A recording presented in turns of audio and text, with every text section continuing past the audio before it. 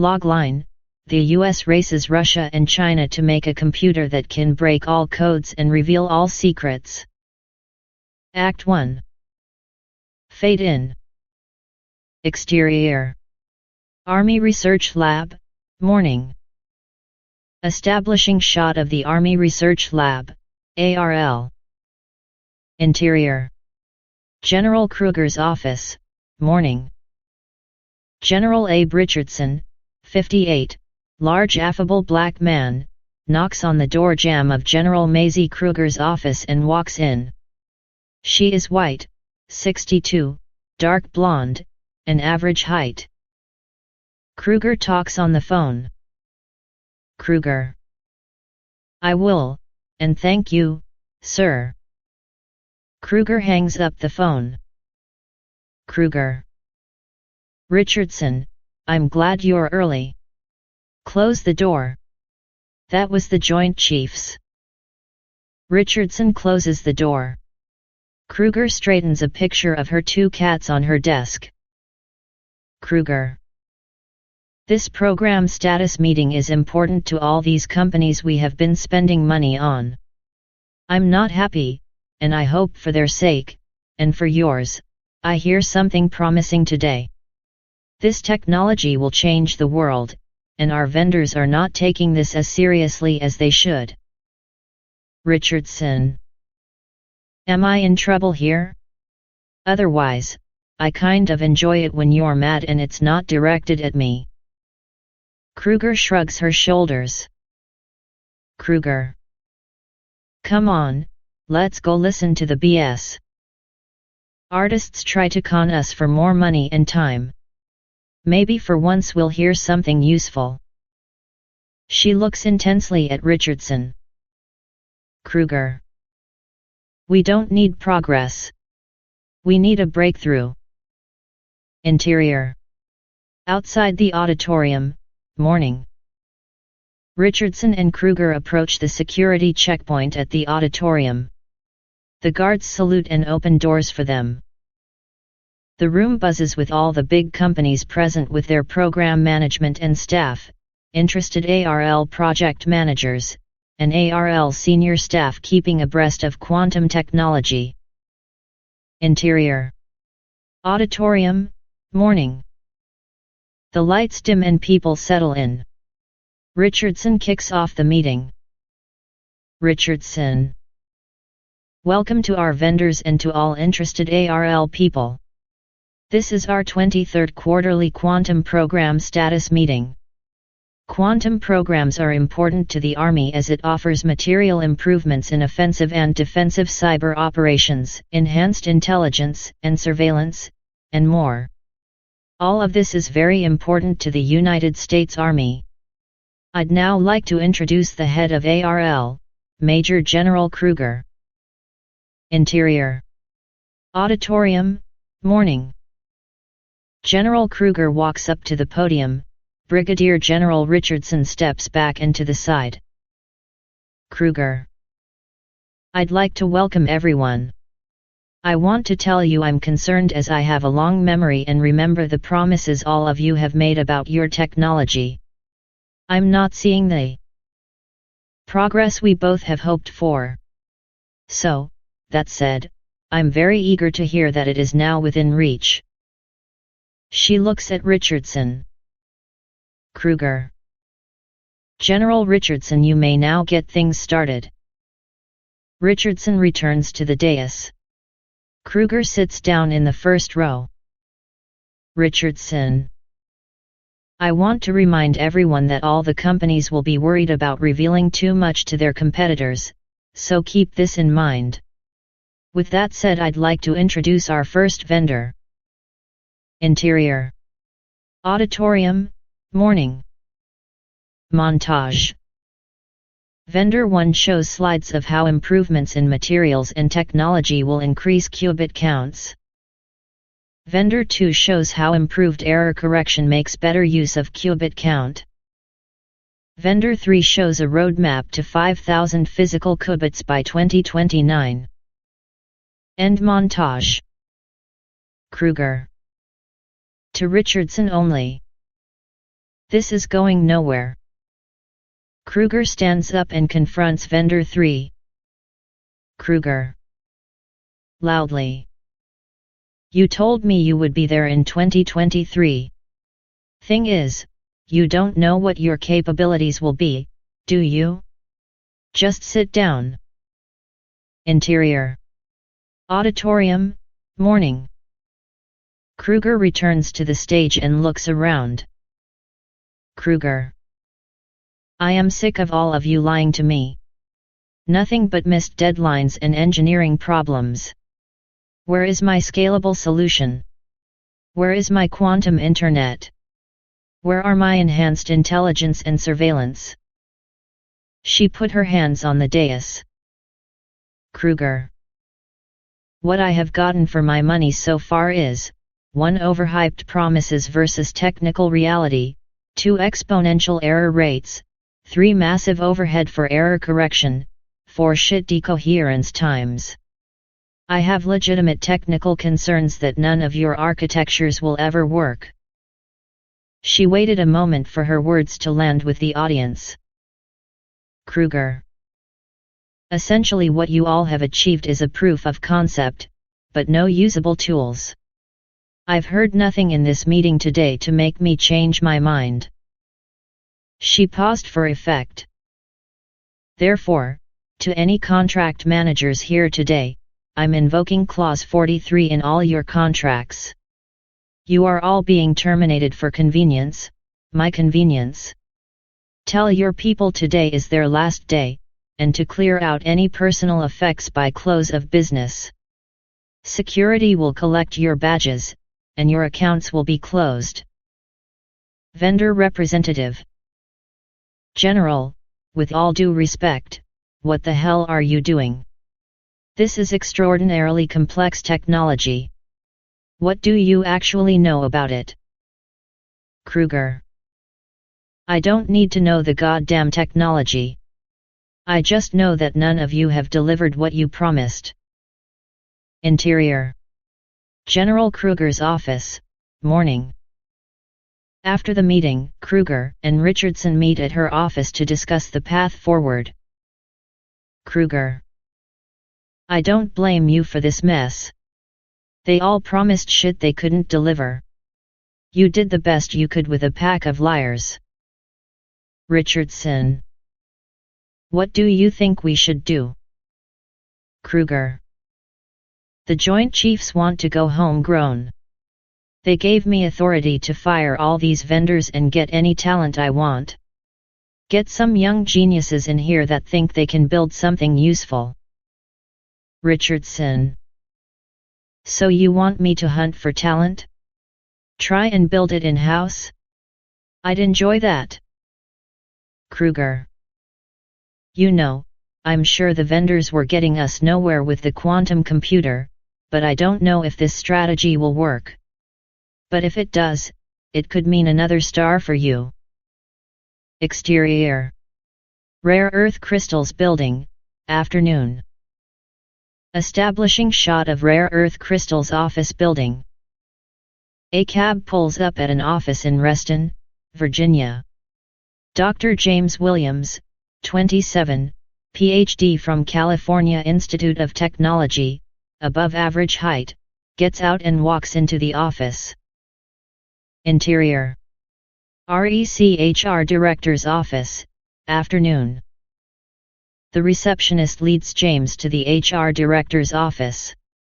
They pass another candidate in a suit and tie walking out.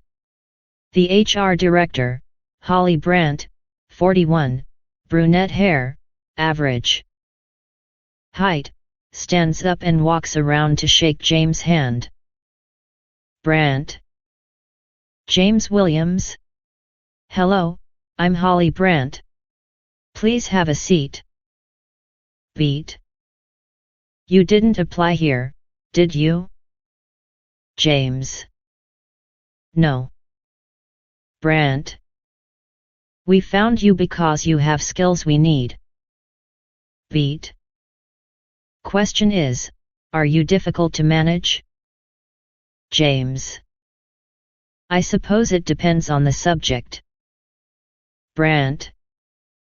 Caltech. Rare earth work. Why did you leave your postdoc early? James. I wasn't learning anything new. Brant. Or they weren't moving fast enough. James shrugs. Brant. What do you think is wrong with quantum computing right now? James. People are optimizing failure. Brant just looks at him, wanting more. James. Everyone's focused on error correction. Layers on layers of compensation. If the material is unstable, nothing above it matters. Brant. And you can fix that? James. Yes. No hesitation. She watches him carefully now. This is no longer a standard interview. Brant. That's a strong claim. James. And a correct one. Brant. Good. She gets up and heads to the door. Brant. Because the next conversation won't tolerate weak claims. She opens the door, and they walk down the hall. Interior. CEO office, early evening. The CEO Harry Wilson, 47, is looking outside the window when Holly and James enter. Wilson. You think you can scale quantum systems? James. Yes. Wilson turns to face James. Studies him. Wilson. So does everyone else. Beat. Why are they wrong? James. They're fixing errors. I'm fixing the material. Wilson steps closer. Wilson. And you can do that? James. Yes. Wilson. Timeline? James. Months. A faint, skeptical smile from Wilson. Wilson. Can you guarantee it? James. No. Wilson nods, expected. Wilson. Then here's the problem. Beat. We're not a lab. We're a business. He slides a sheet across the desk. Wilson. I have a backlog of crystal orders. And I'd love to fulfill them with improved product. James. If I'm right, you won't be selling crystals. Beat. You'll own the market. Wilson studies him. Wilson. Or I burn time and money on a theory. James. Or you don't, and someone else does. Wilson. Deliver the order. Document your idea and we can talk about it. James holds his gaze. Wilson. Holly will have your compensation package. James nods. James. Understood. James turns and exits. Wilson watches him go. Wilson. I'm not convinced, but not dismissing him, either. He could be right. 6 months later. Interior. REC Labs, afternoon. James and the technician work on purifying europium. James. What's the purity? Technician 1. We're at 99.9+%, and are experiencing diminishing returns with each solvent wash. It's going to take us a long time to get past 4 nines. I don't think it's a solvent issue. We need new ideas. James. That's what I'm going to speak about at the MIT symposium next week. I'll think about how to break through this barrier. I suspect there's a relationship between europium purity and decoherence time. Interior. MIT conference, morning. James gives his talk. James. We can solve decoherence by several methods. I will not talk about error correction today, and I believe everyone understands the noise reduction problem and various ways to remove thermal noise. What I'm going to talk about is hyperpure crystals, and their potential to reduce decoherence times. James' computer shows slides and talked about what REC was doing. James. We've been using a solvent extraction process on either monazite or bastnasite to extract europium. We have no problems getting to 3 nines purity, but we stall there. We'd like to take the process to 6 nines. Essentially 1,000 times more pure. We think a crystal this pure, given other considerations are mitigated, could have a decoherence time of more than 6 hours. Let me show you the calculations. He put up a slide showing the mathematics of extending decoherence times, and explains it. He stops the computer projection. James. I'll take questions now.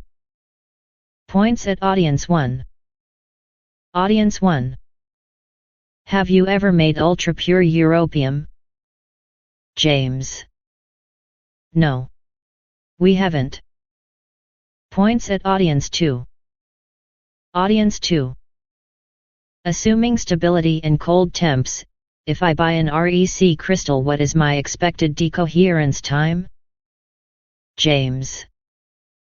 Typically about 6 minutes without any error correction. Points at Audience 3. Audience 3. How good can you make error correction? James. As I said, we aren't focusing on error correction. We're chasing purity. Interior. Conference mixing area, early evening. A very attractive Chinese woman, Liang Wei, comes over and introduces herself. Liang. I enjoyed your talk. I'm working at Stanford in the same area. I'm Liang. James. Laughing. I'm James. Do you know how to solve the problem? Liang. Not yet. That's why I want to follow your work. They talk for a while and she gives him her business card. He fishes into his pocket and gives her his. When she walks away, he follows her with his eyes. Interior. James' home, evening. He walks into his house, hangs up his coat, and puts down his briefcase. Interior. Home office, evening. James checks his email and sees one from Liang. On screen, email. From, Liang W at stanford.edu. Subject, test email. Hi James, this is a test email. I enjoyed meeting you. Let me know you got this. Thanks, Liang. From, James W at caltech.edu. Subject, retest email. It was nice meeting you too. And I promise to keep in touch.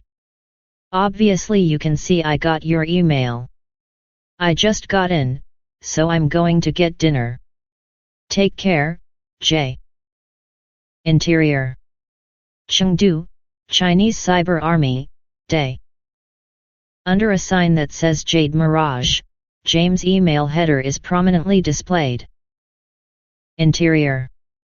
REC Lab, Day. James and a technician work with I.B.MSRXN examining europium's properties. James. Holy shit. Screw messing with the crystal structure. At last we get a chance to work on this. At warm temperatures europium becomes paramagnetic. I already know the impurities are not magnetic at all. Can you tell what I'm thinking? Technician 1. You can see it might work with a strong magnet. This might be what we've been looking for. James. Use this formula and figure how strong the magnet needs to be. Technician goes to his cubicle and works on the formula. He comes back an hour later. Technician 1. I have the answer, and we can use the 20 Tesla electromagnet we have. Should I get it from stock? James. Yes. Listen, 20 Tesla magnets are very strong, and they can seriously injure you. Okay? Technician 1. Yeah, got it. James. You get the magnet and I'll start melting a little monazite in the ceramic crucible. Technician 1 comes back with the magnet and waits while the monazite melts. Once the monazite is ready, they turn on the magnet and bring it slowly down on an aluminum crane. A bubble of europium appears. James. Harvest the top of the bubble and test the purity. James nervously walks around while the tech works. The tech looks up from the spectrometer. Technician 1. 49% pure. James. It worked. We got 49 with one pass. Let's keep going and see how pure we can make it. See what the math says. Technician 1 goes to his area with equations he copied from RxN and works on the math. Technician 1. Hey James, this is very good news. According to these equations we could make very pure europium in just 3 passes. Like 6 nines. Maybe more. We need a bigger crucible and a ceramic oven. There is one problem though. James. What? Technician 1. The spectrometer we need to go to 7 nines and beyond is expensive. We're talking $1 million. Interior. Supervisor's office, day. James and Technician 1 go to their supervisor's office. James. We think we've figured out how to make 6 nines pure europium. The supervisor looks up from reading a report. Supervisor. How? James. We liquefy the europium and use a powerful magnet to pull out impurity-free europium. The more we skim, the purer it gets. Technician 1. 1 skim is 4 nines. My calculations say no more than 3 schemes for enough to make our crystal with 6 nines. These crystals will have radically improved decoherence. Supervisor. What do you need? James. A large ceramic oven, a good one. Tungsten scheming tools, and more electromagnets. $10,000 to $15,000 total for the proof of concept.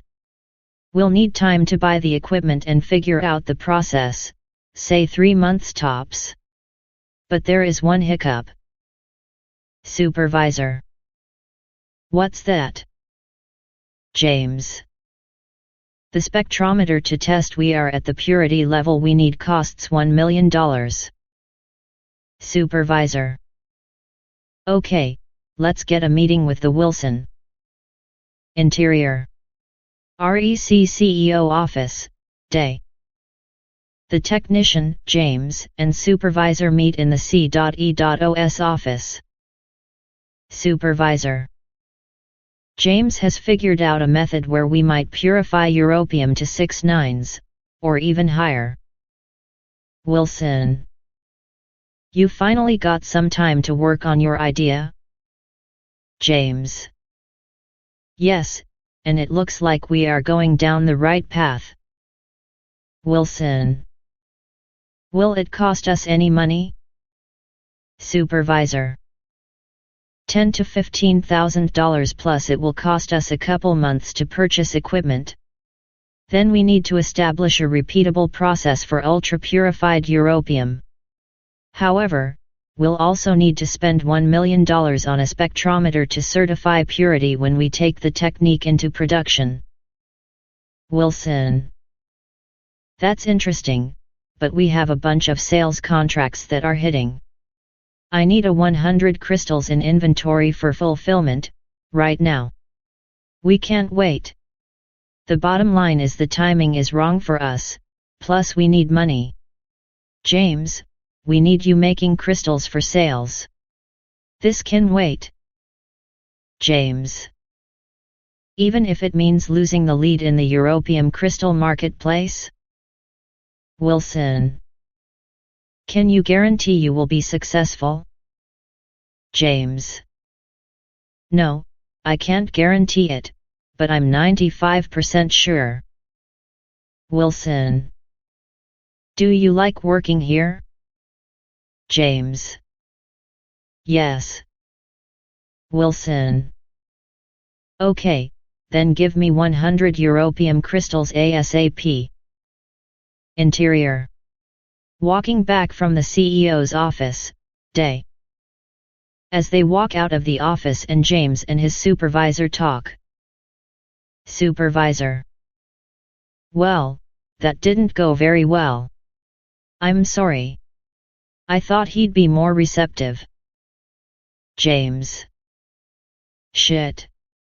That's a minimum of a 6 months wait, and he'll drag his feet on spending $1 million. All he cares about are sales. I don't want to wait that long. He looks at his supervisor. James. Lots of talent is looking at this problem. Others will figure this out too.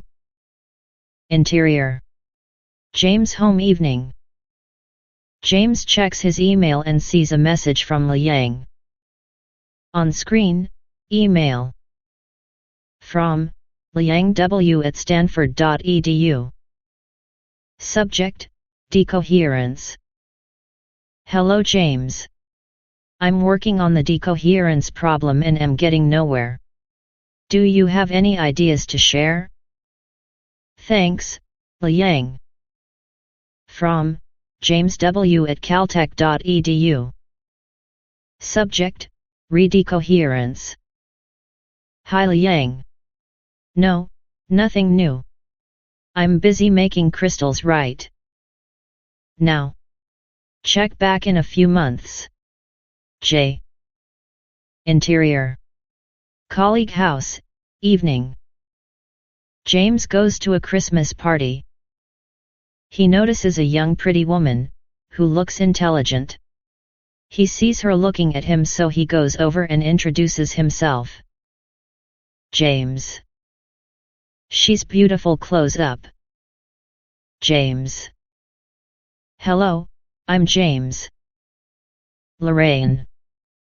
Lorraine Chen. James. Can I get you a drink? I want a beer. Lorraine. Sure. They walk together to the open bar. James. I haven't seen you before. You live around here? Lorraine. I came down with some friends from Baltimore, where I go to school. James. I work in Reston and live in Old Town. Say, you don't look Chinese at all. You look naturally blonde and well. Lorraine. I'm only a quarter, the rest is Scandinavian and English. Beat. I love Old Town. So many great restaurants. Do you like living there? James. I do. So, what are you studying? Lorraine. I'm a second-year PhD student in neuroscience at Hopkins. James. So tell me what neuroscience is about. Lorraine. There are a number of main research topics, but Bali they are about three things. How do neurons represent information? How do neurons transform that information? And, how do they change over time? So, what do you do? James. I work at REC in Reston. I have a PhD from Cal Tech, lucky me, I'm making europium crystals for quantum computers. Lorraine. Wow, that's interesting. I'm guessing quantum computers will be very helpful to us. Are you from California? James. No, where I grew up has much better pizza than this area. How about you? Lorraine. I'm a Northern Virginia native. So, tell me what you are doing in quantum computers. Many of my professors are fascinated with it, but disappointed with the progress so far. James. I understand. That's precisely what I'm working on, and I think I've achieved a breakthrough. Something that will make them much larger and more stable. Lorraine. If you could solve that, you could build a supermind. How would we control technology like that? You know, make sure it is used to help people. James. That's a good question, and frankly, I have no idea. Lorraine. But it could be used to cure disease, right? Invent new materials, and solve intractable problems? James. I'm sure the answer is yes to that. Say, you want to exchange contact info? Lorraine. Sure. They bring their phones together to share contact info. Interior. James Townhouse, Old Town, Alexandria, evening. James works with the RxN AI. He sees an email from Liang. On screen, email. From, Liang W at stanford.edu. Subject, thermal fluctuations. Hello James and happy holidays. I'm having problems with thermal fluctuations. You have any ideas? Thanks, Liang. From, James W at caltech.edu. Subject, thermal fluctuations. Cool everything down to under 4 Kelvin. Get an instrument to check vibrations in the lab. Road noise from a block away can mess things up. On other news, happy holidays to you. Do Chinese celebrate anything this time of year? J. From, Liang W at stanford.edu. Subject, thermal fluctuations. Christian Chinese do, but most don't. However, I like Christmas. Interior. James Townhouse in Old Town, Alexandria, evening. The phone rings, and James answers it. Lorraine. Hello James. It's Lorraine. James. I was just thinking of calling you.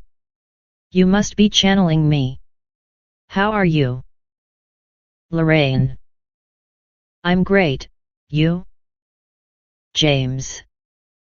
I'm frustrated with work, but I'm otherwise great. So, to what prompted you to call? Lorraine. I've got some time off and I thought we could do something together. James.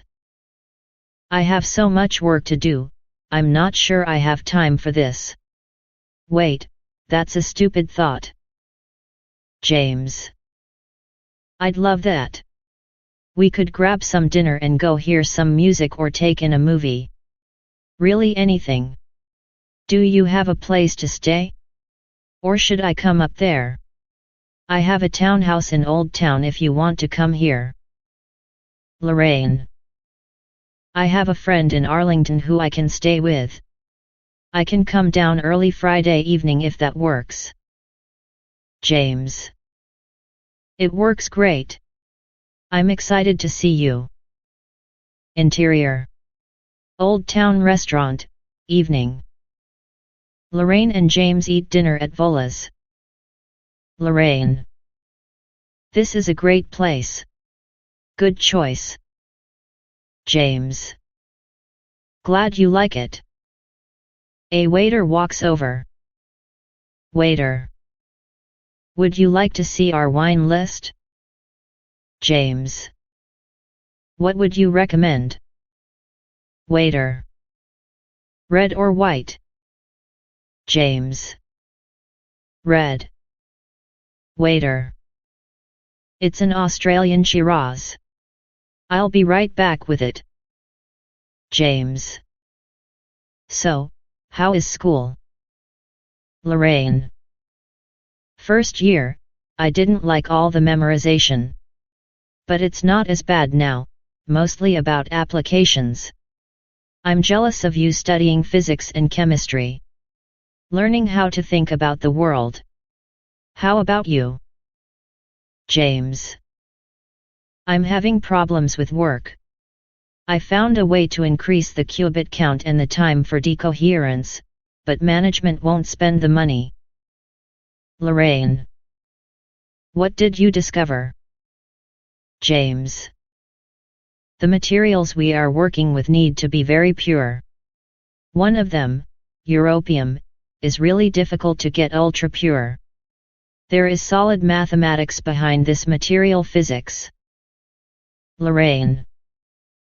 So, what is the problem? James. Time. Others will figure this out. I need several months to verify I can do it, but we have customers that need crystals now, and management wants me to focus on that. I don't want to wait, and I wonder if I should go someplace that has a lot of money and will give me the freedom I need. Lorraine. Puts her hand on his. Why don't you follow your gut? James.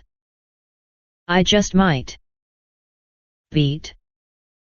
So tell me what you like about neuroscience. Lorraine. What I really want to understand is the transformation of information. All our sensory information gets represented in neurons. I want to discover exactly how that happens. Interior.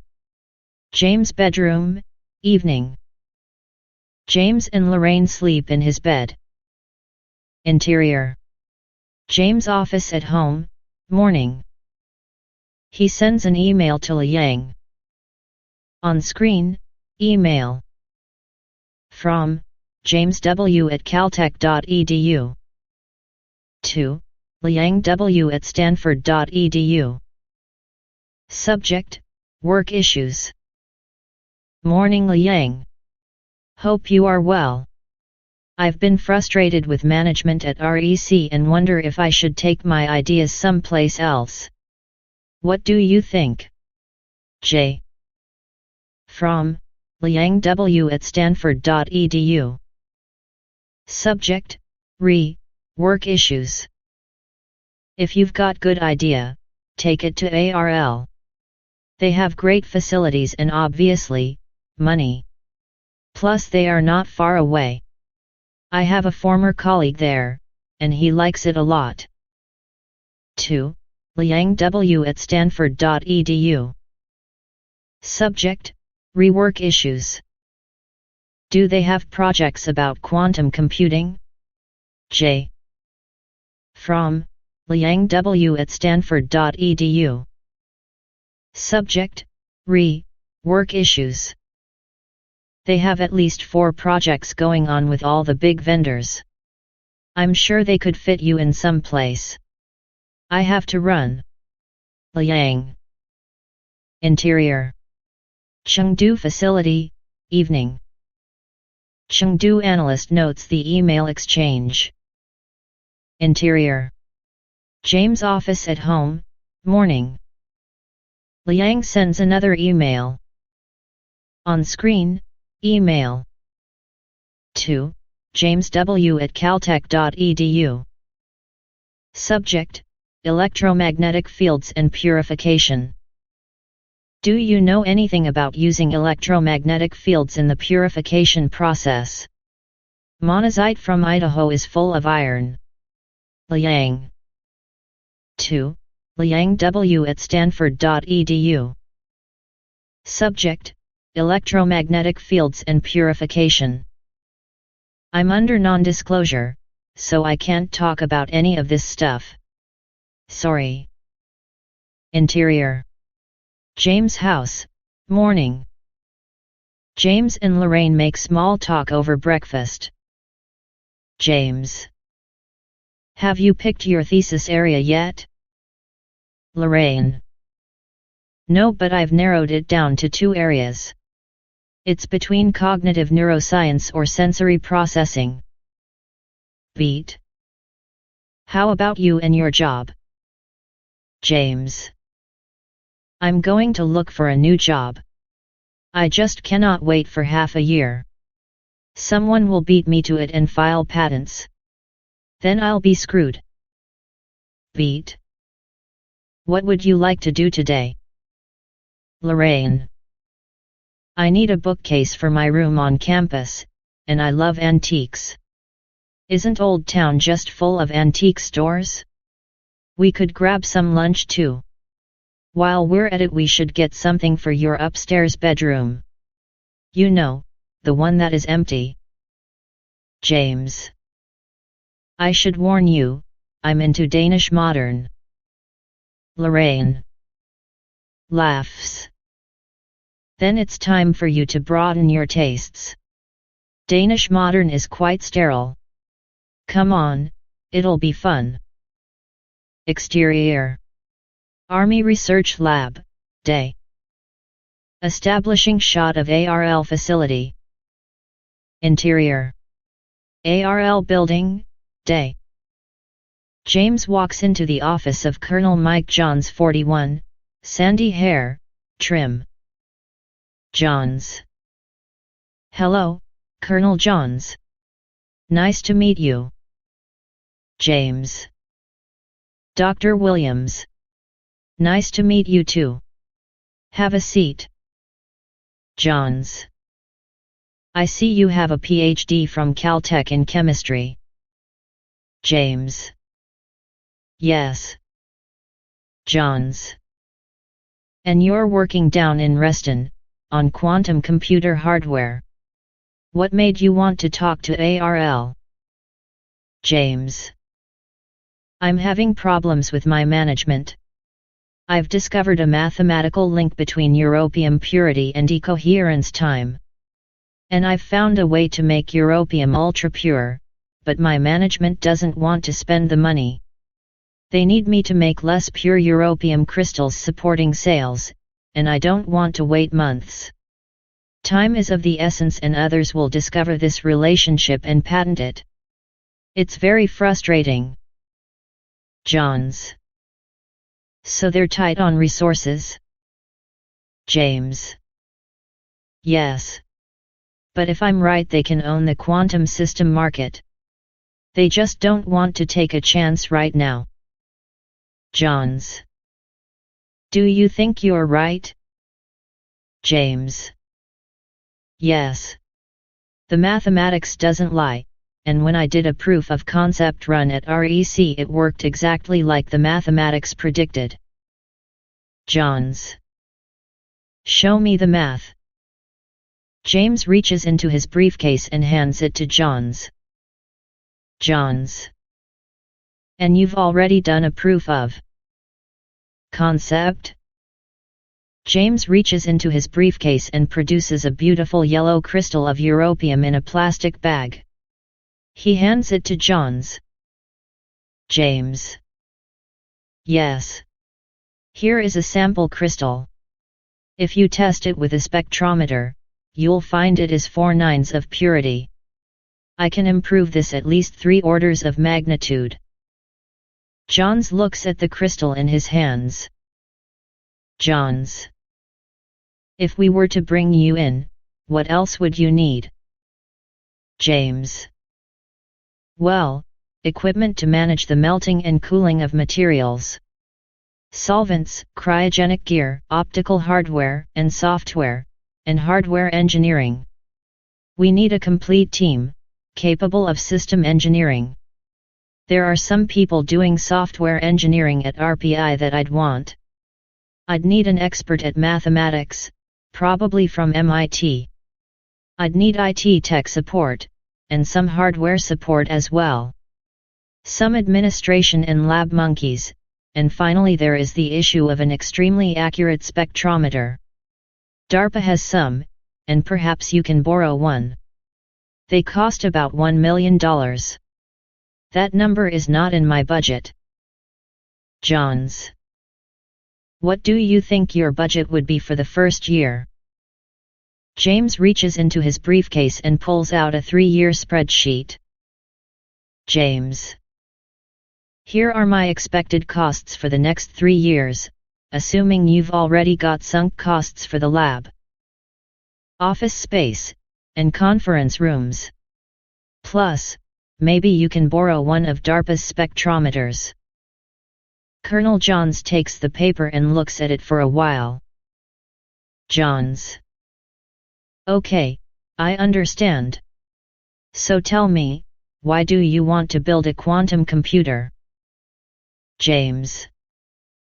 There is nothing more exciting going on in chemistry, and I want to solve the scale problem. We are going nowhere with the tiny systems we currently have, but I suspect you know that. Johns. You sound confident. We know from public data that foreign powers aren't doing better than we are, but there's no way to know what they have in secret. We have to assume that they are trying as hard as we are, so you have to move fast if you join us.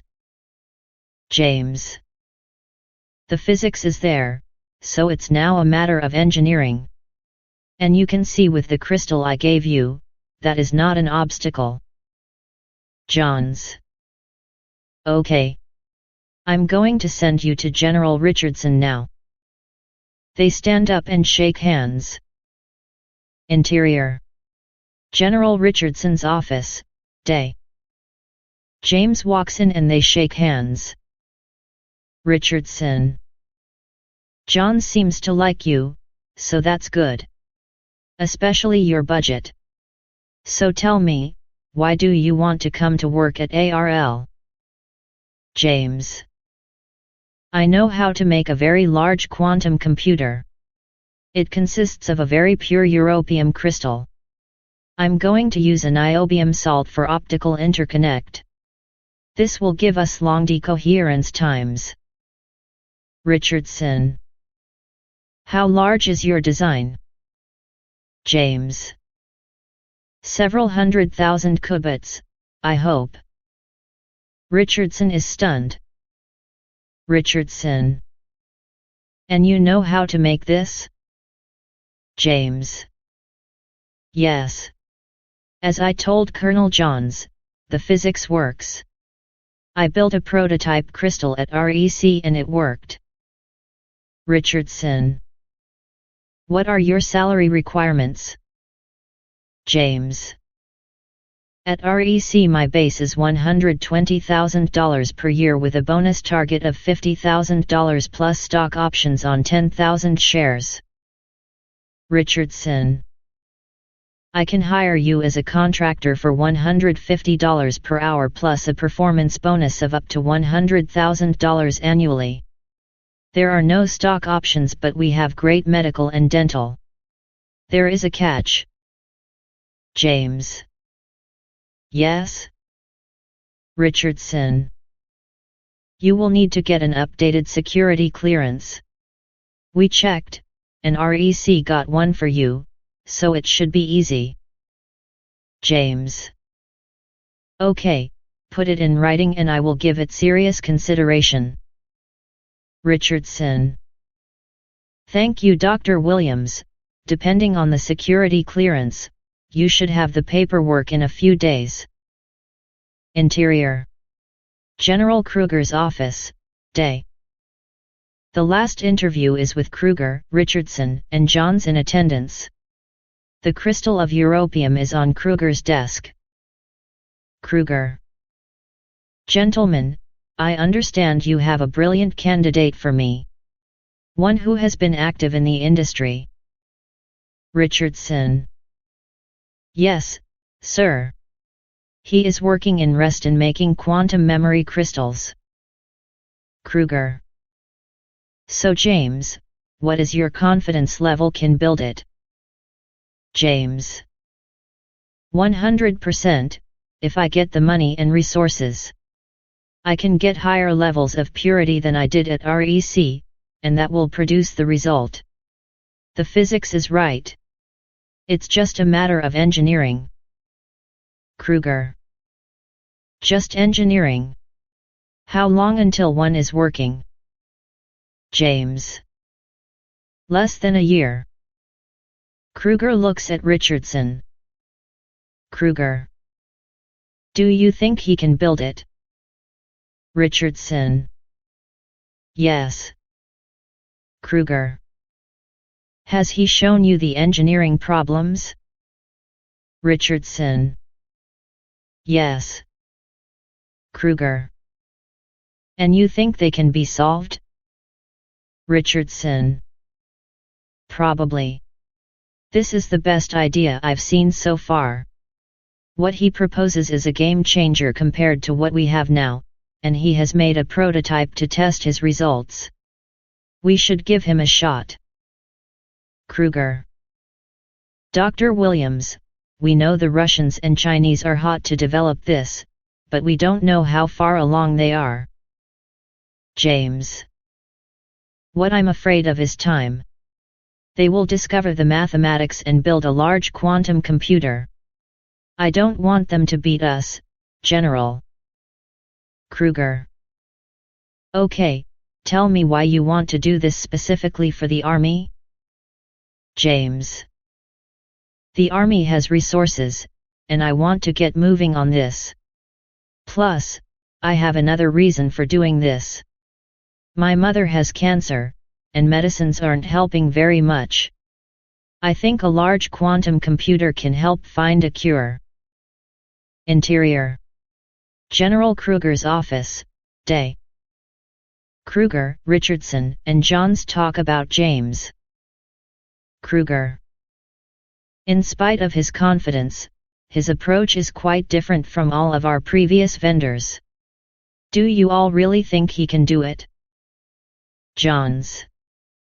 He understands the physics well and wants to exploit a discovery Stanford University made about an optical interface. If he's really right about decoherence, I think he can do it. They both look at Richardson. Richardson. My gut tells me this kid is our ticket. Interior. James' house Wednesday, early evening. James hears the doorbell and he opens the door. There is a package from ARL for him sent by FedEx. He waves to the driver getting back in the truck. He opens it. James. It's the offer. Everything Richardson said, contingent on getting a clearance. Interior. REC Lab, day. James gets an email from General Richardson. On screen, email. To James W. at caltech.edu. From Richardson at arl.mil. Subject: Security clearance. Dr. Williams, I'm pleased to inform you have your clearance. Do you accept the offer? General Richardson. To Richardson at arl.mil. Subject: Security clearance. Yes, I'm giving my 2-week notice today. I will mail you the signed contract tomorrow. Dr. James Williams. Interior. General Richardson office, day. Richardson meets with Cyber Defense Command Officer, Larry Mason, 39 years old, white, about James and the project. Richardson. This quantum computer project is hugely important and James will be leading it. I have a funny feeling about Dr. Williams. I think he's going to do it. Mason.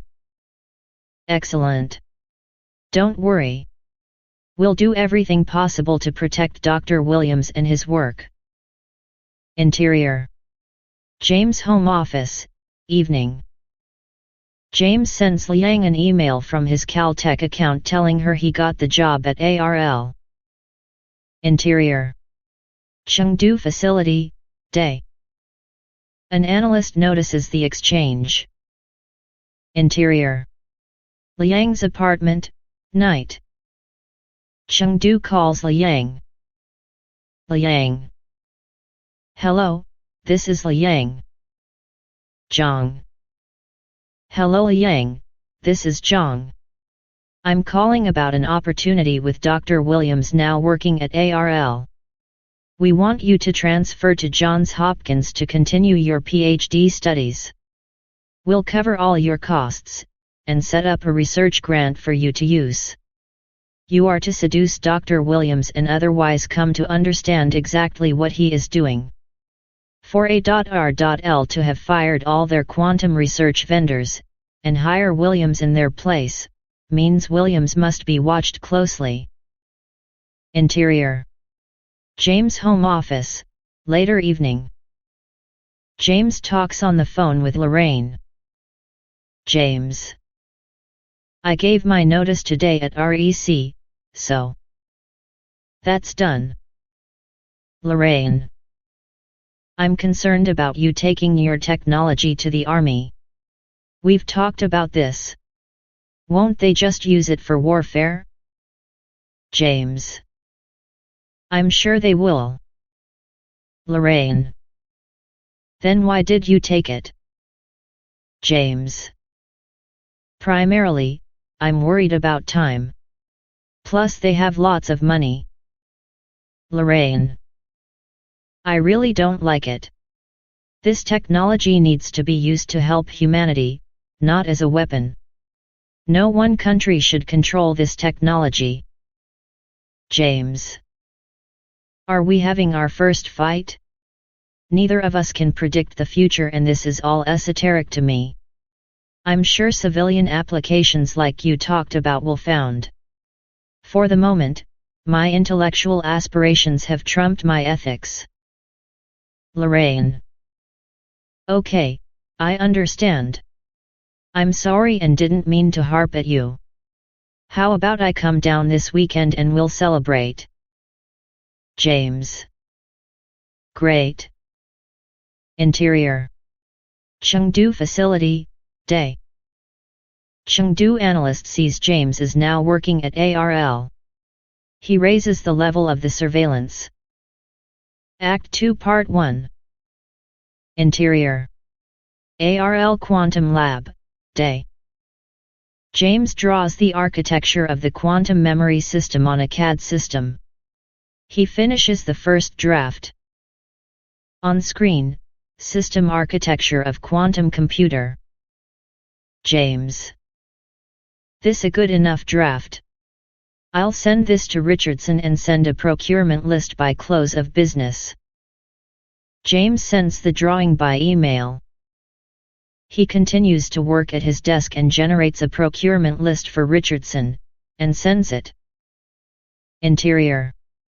Richardson's office, day. Richardson is in his office and sees James' email. He responds. On screen, email. To Williams at arl.mil. From Richardson at arl.mil. Subject, draft budget. Come see me first thing tomorrow and we'll discuss. Interior. Richardson's conference room, next morning. Richardson and James meet to review the procurement list. Richardson. This monazite is enough to last? James. I won't need any more for a successful proof of concept. Same goes for the yttrium and niobium salt. We'll need much more once we start making these for the Army's use. Richardson. How about this IT configuration? James. I hope to fix the decoherence problem. With the europium purity, so we only need a small cluster of these little monster machines to clock the quantum memory. Richardson. Tell me about the people. James. We need the IT people to keep the Threadrippers running. I need the hardware people to help with the crystal manufacture and the interconnects. I'll need a lab rat for miscellaneous jobs, and a systems expert. I need a top-notch software person that has worked with quantum memories before. Finally, I'll need a top-notch mathematics expert. And, ultimately, people skilled in cryptography. Richardson. What are your biggest problems? James. Purifying europium to 7 nines and the optical interface. Interior. Quantum Lab, days later. James works on the quantum memory design. Richardson comes in. Richardson. I'm here to tell you your budget for $6 million is approved. Everything is to be marked secret. Meet me in my conference room at 9 a.m. tomorrow morning and we'll discuss resumes. Oh, and DARPA agreed to loan us a spectrometer. It'll arrive by truck in a few days. When Richardson leaves, James makes a victory stab with his fist into the air. Interior. Richardson's conference room, next morning. James and Richardson sit at the conference table discussing. Resumes. James. Here are some good hardware people. One already has a security clearance. Richardson hands him a resume. Richardson. Check this person out. James looks at the resume carefully. James. She's from Rensselaer Polytechnic Institute. She's developed software for I.B.MS Eagle and Osprey and Google's Willow. She's built her own runtime environment called QRE. We have to have this woman. James hands Richardson a resume. James. This guy from Georgia Tech also looks solid in the software area. Richardson hands James a resume. Richardson. I found your math wizard for you. Evidently she was a child prodigy. Working as a postdoc at MIT now. Sofia Volkov. By the way, I'm giving you some tech support from another project that just finished. They can be here next week. Also, I can get cryptographers from Fort Eisenhower. James. We need them as soon as the quantum memory is working. We don't know when that'll be.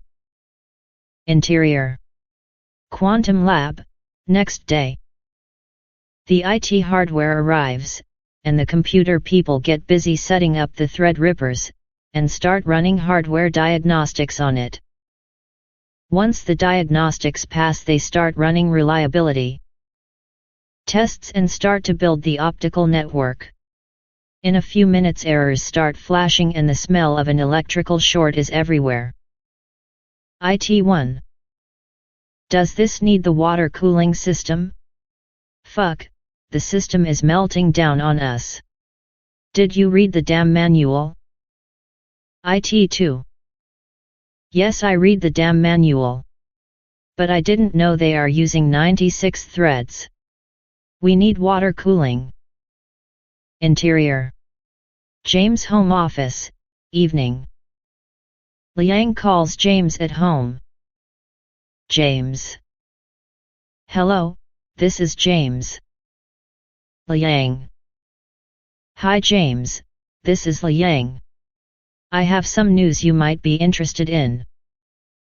James. Did you crack decoherence? Liang. Laughs. No. I've transferred to the Johns Hopkins PhD program, and I've got a research grant. I'm already in Baltimore. James. Hey, that's great. My girlfriend goes to Hopkins. She's in their neuroscience PhD program. I'm going up there this weekend, and maybe we could all get together for lunch? It would be good for you to know somebody else on campus. Liang. I'd love that. Plus, I have some ideas about working with ARL. We could talk about. Oh, I need to go. Let me know by email. I still use my Stanford address. Interior. Quantum Lab, next day. The supplies arrive. The lab techs unbox everything and set up the lab, the ceramic oven, the tungsten crucible and tools, and the magnets. The IT tech talks to James. IT1.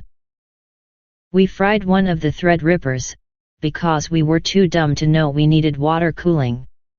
The second thread ripper is up and running, and we've ordered a replacement for the first. James. My first hit to the budget. Interior. Quantum Lab, day. James and the lab tech fire up the crucible and melt 5 pounds of monazite. James looks at the monazite canister. James. I'm familiar with monazite, but from Florida, not Idaho. None of the impurities we need to remove have any magnetic properties.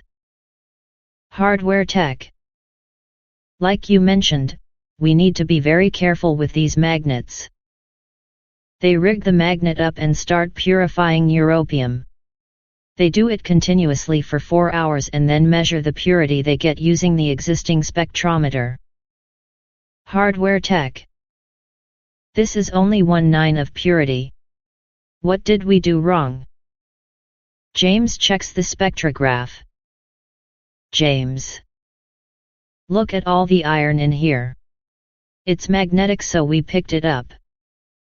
James went to look at the monazite containers again. James. This is from Idaho. The monazite we used at R.E.C. was from Florida. Where is the rest of the monazite? Hardware tech. Storage, over there. James ran over to look at the canisters.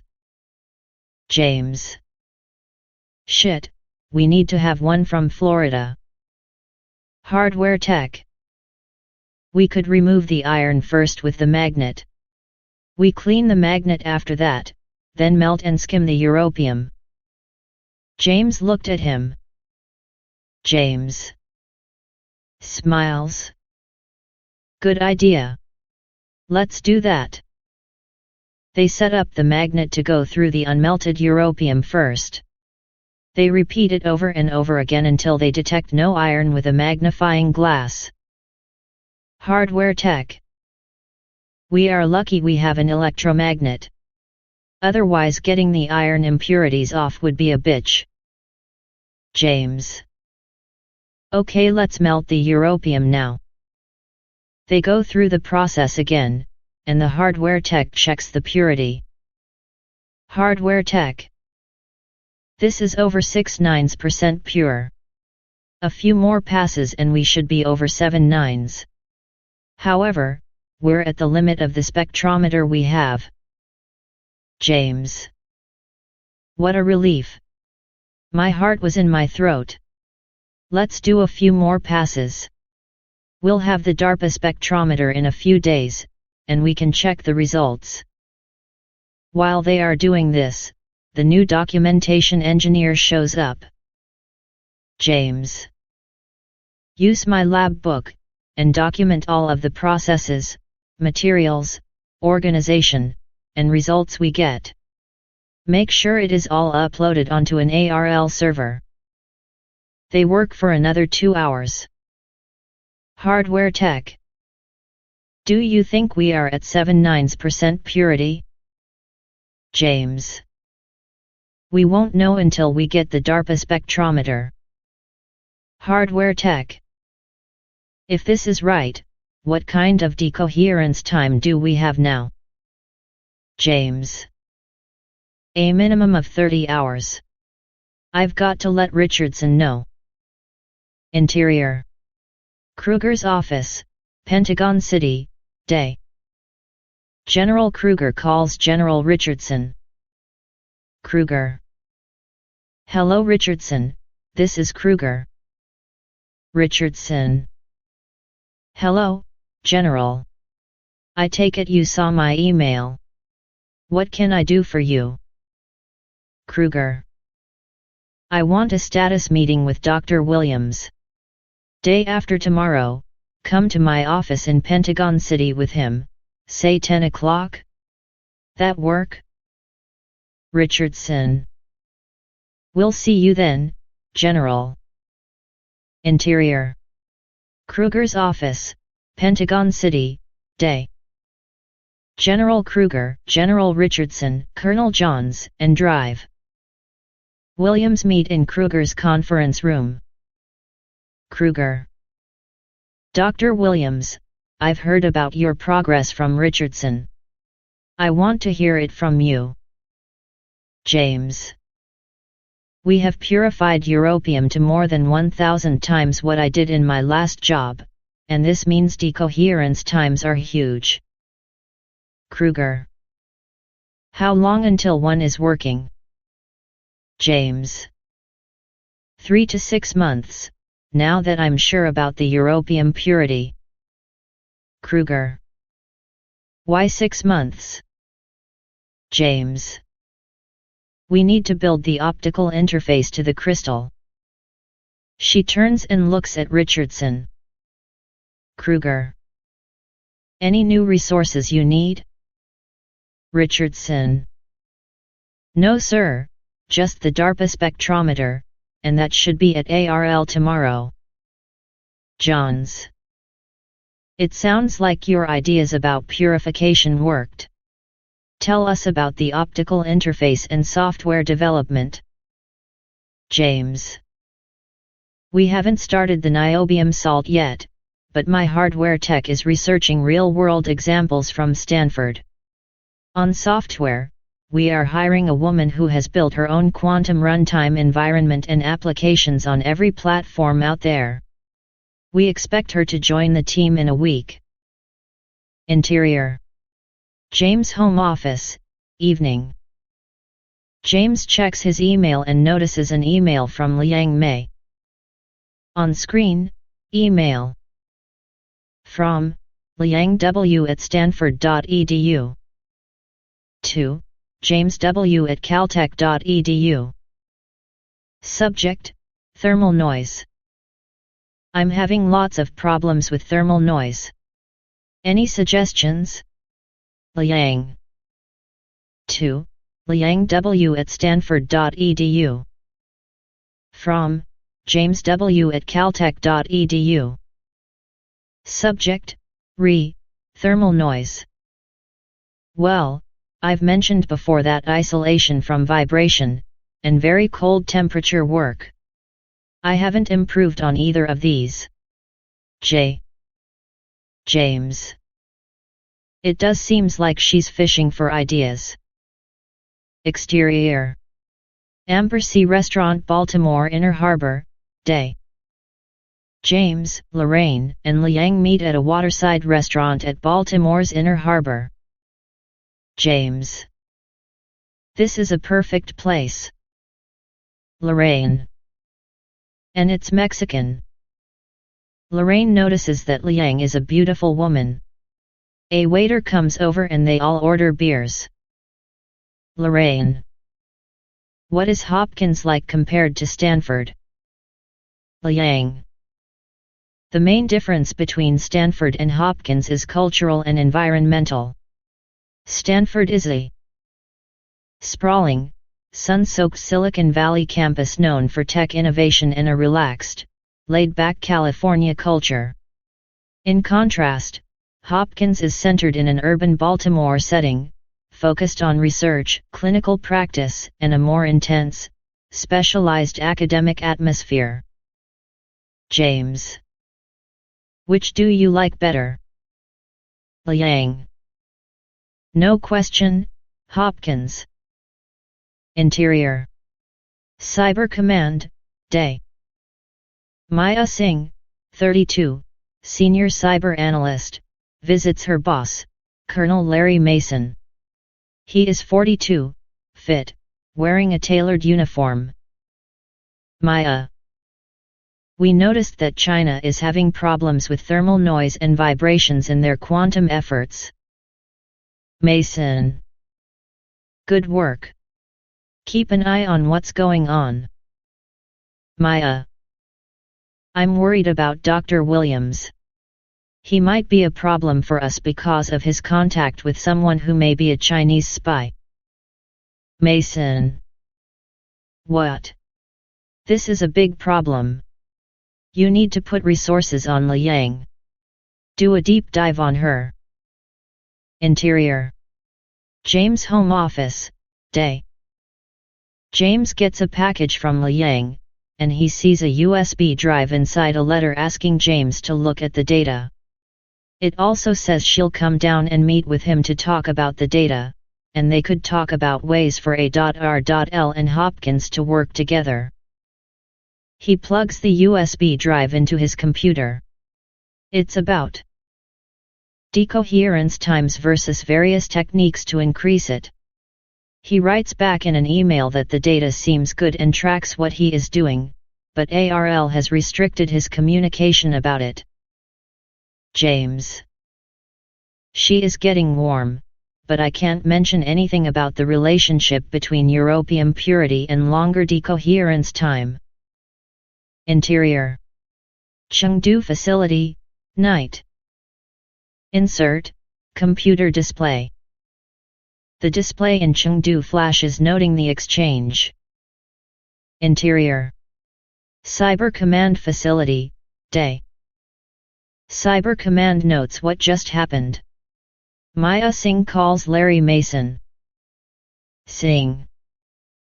I think James is compromised, and we should arrest him. Mason. I understand your feelings, but let's do nothing for now, and see what happens. What did you find out about Liang Wei? Singh. Chengdu has only minor leverage against Liang. She's a honeypot, for sure. You know what else? Mason. What? Singh. I think we might be able to convince her to be a double agent. Interior. Quantum Lab, Day. The IT people assemble the 580 nanowatt laser. They build an interface to the computer, and to the optical network. Next they power up the DARPA spectrometer. The techs smile at each other because things are coming together. Interior. James' home, evening. Liang Wei shares a draft paper with James over email. He downloads it, and it is 10 pages on entropy extraction from photon arrival times. James prints it out and studies it. James. This is interesting. My hardware techs need to see this. I think I can get it through security. Interior. Richardson's office, afternoon. James knocks on the open door. Richardson looks up. James. Sir, I just wanted you to know we have purified europium to 8 nines of purity. We used the DARPA spectrometer to measure it. Richardson. That's excellent. How about yttrium? James.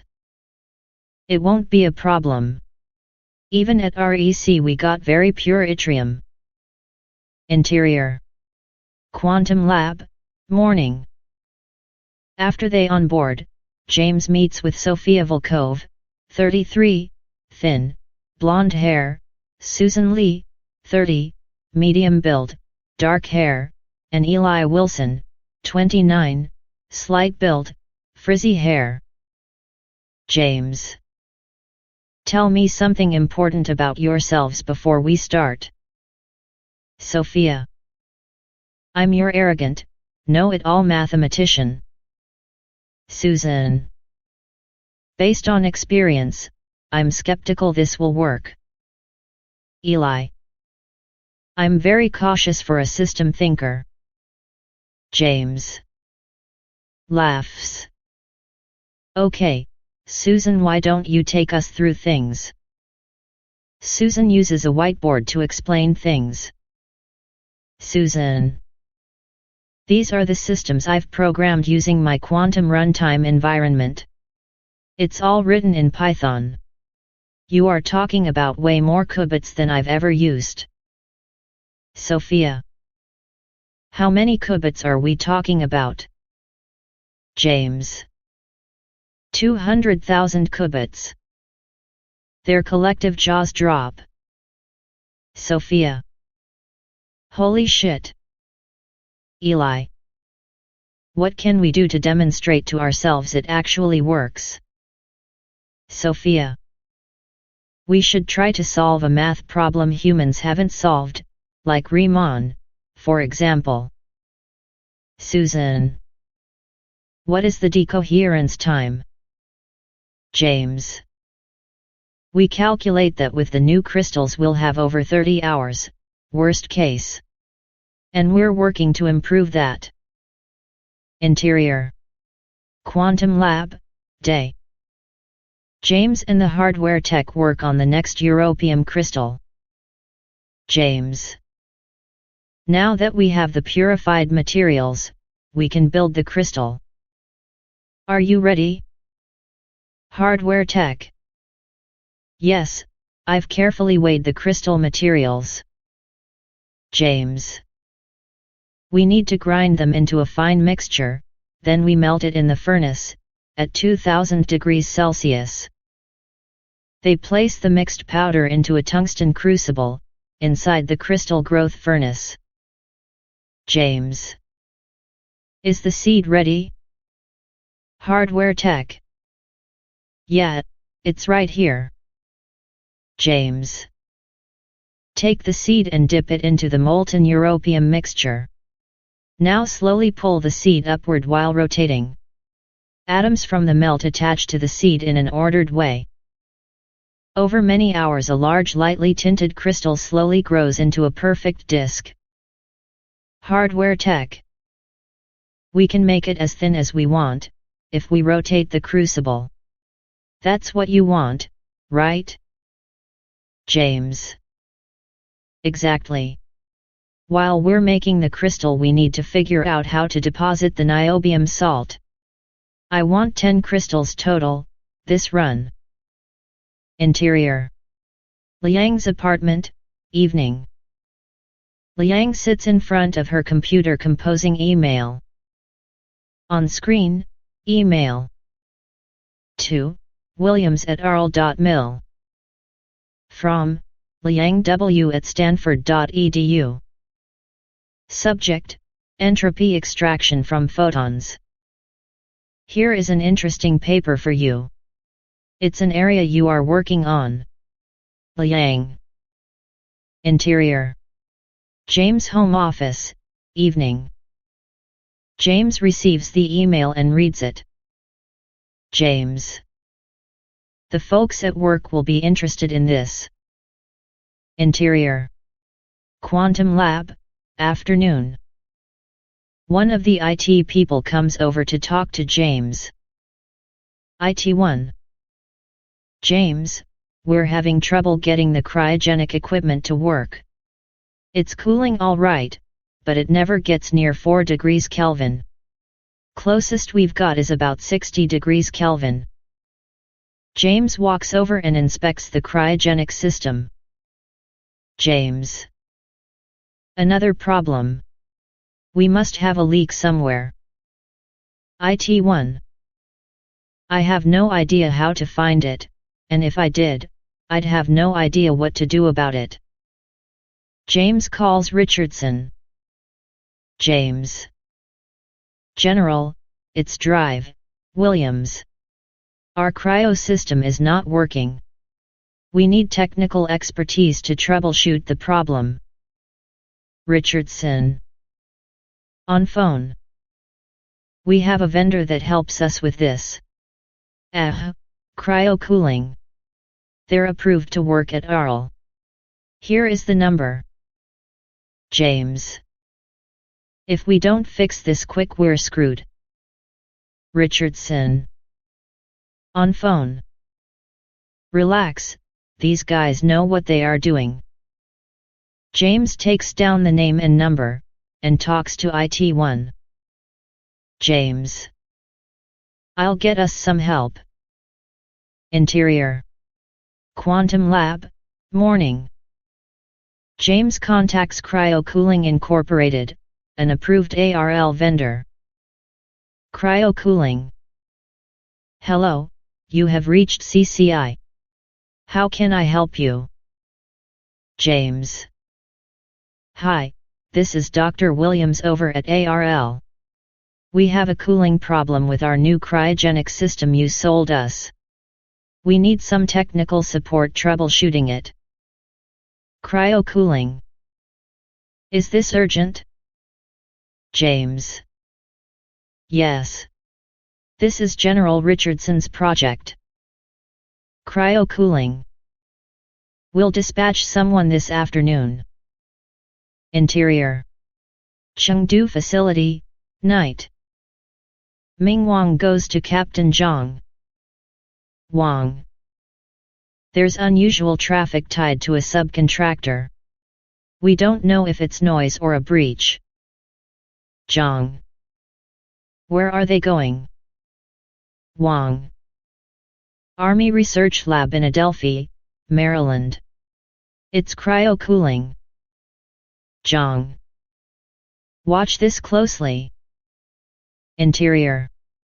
Quantum Lab, afternoon. The CCI team meet with James.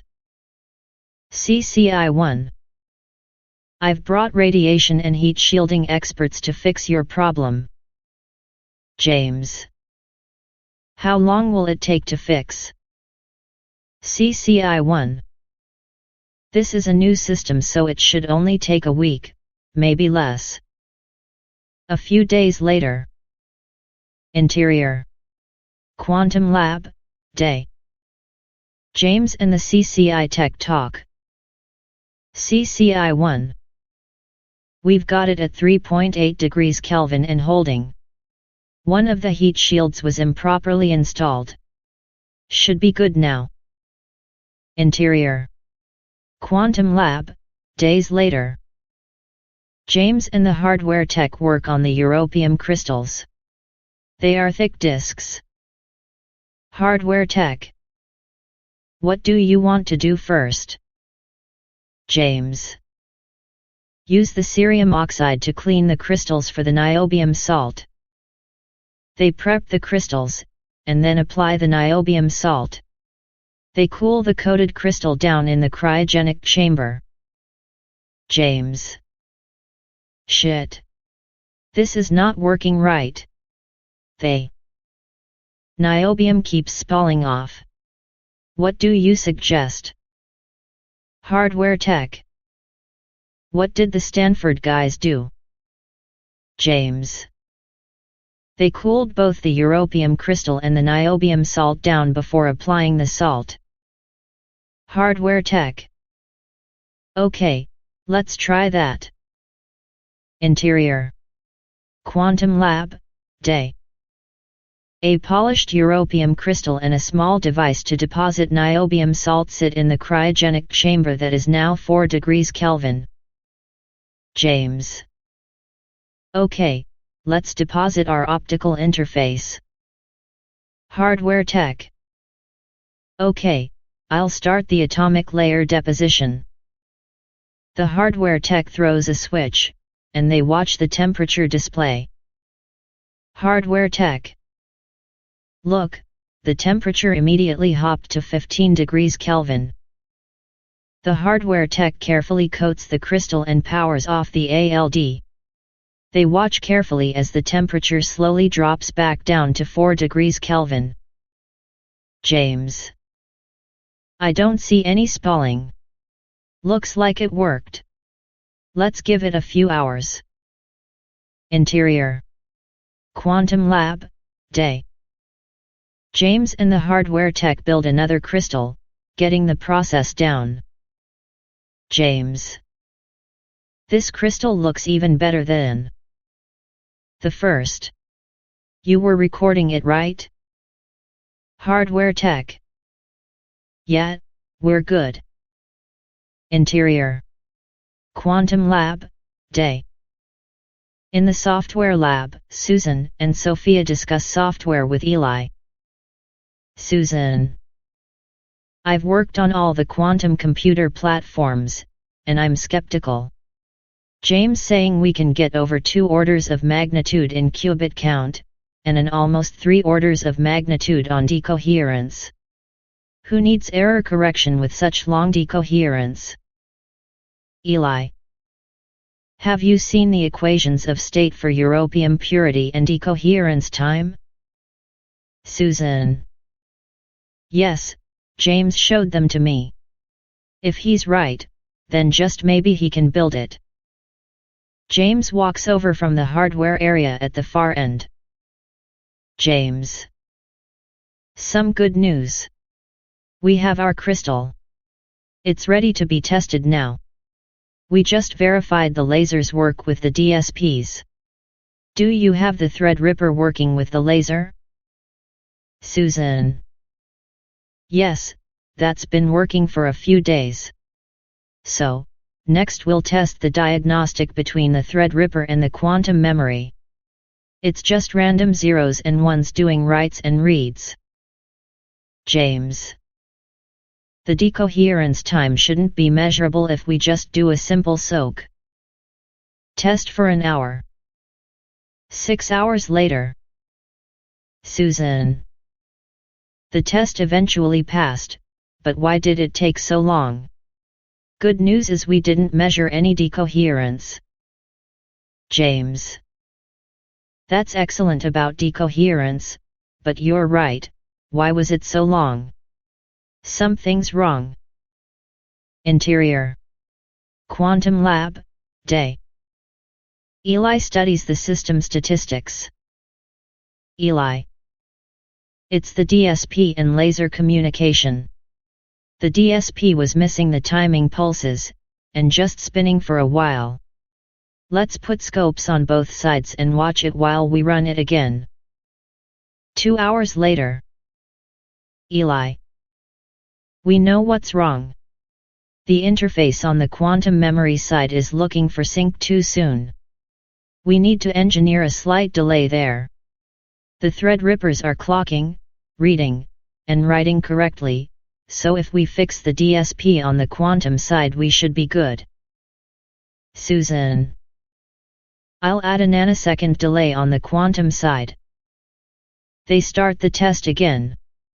There is a different problem this time. Susan. I didn't change the DSP device driver in the right way. Susan makes another software change. They reload the software, then start the test again. Susan. Look how fast the diagnostic finished. What was that? Not even 5 minutes. And it looks perfect. We're slowing down memory reads and writes by 0.0025 microseconds, so that's a design problem we need to fix later. Interior. Richardson's office, Day. James goes to see Richardson in his office.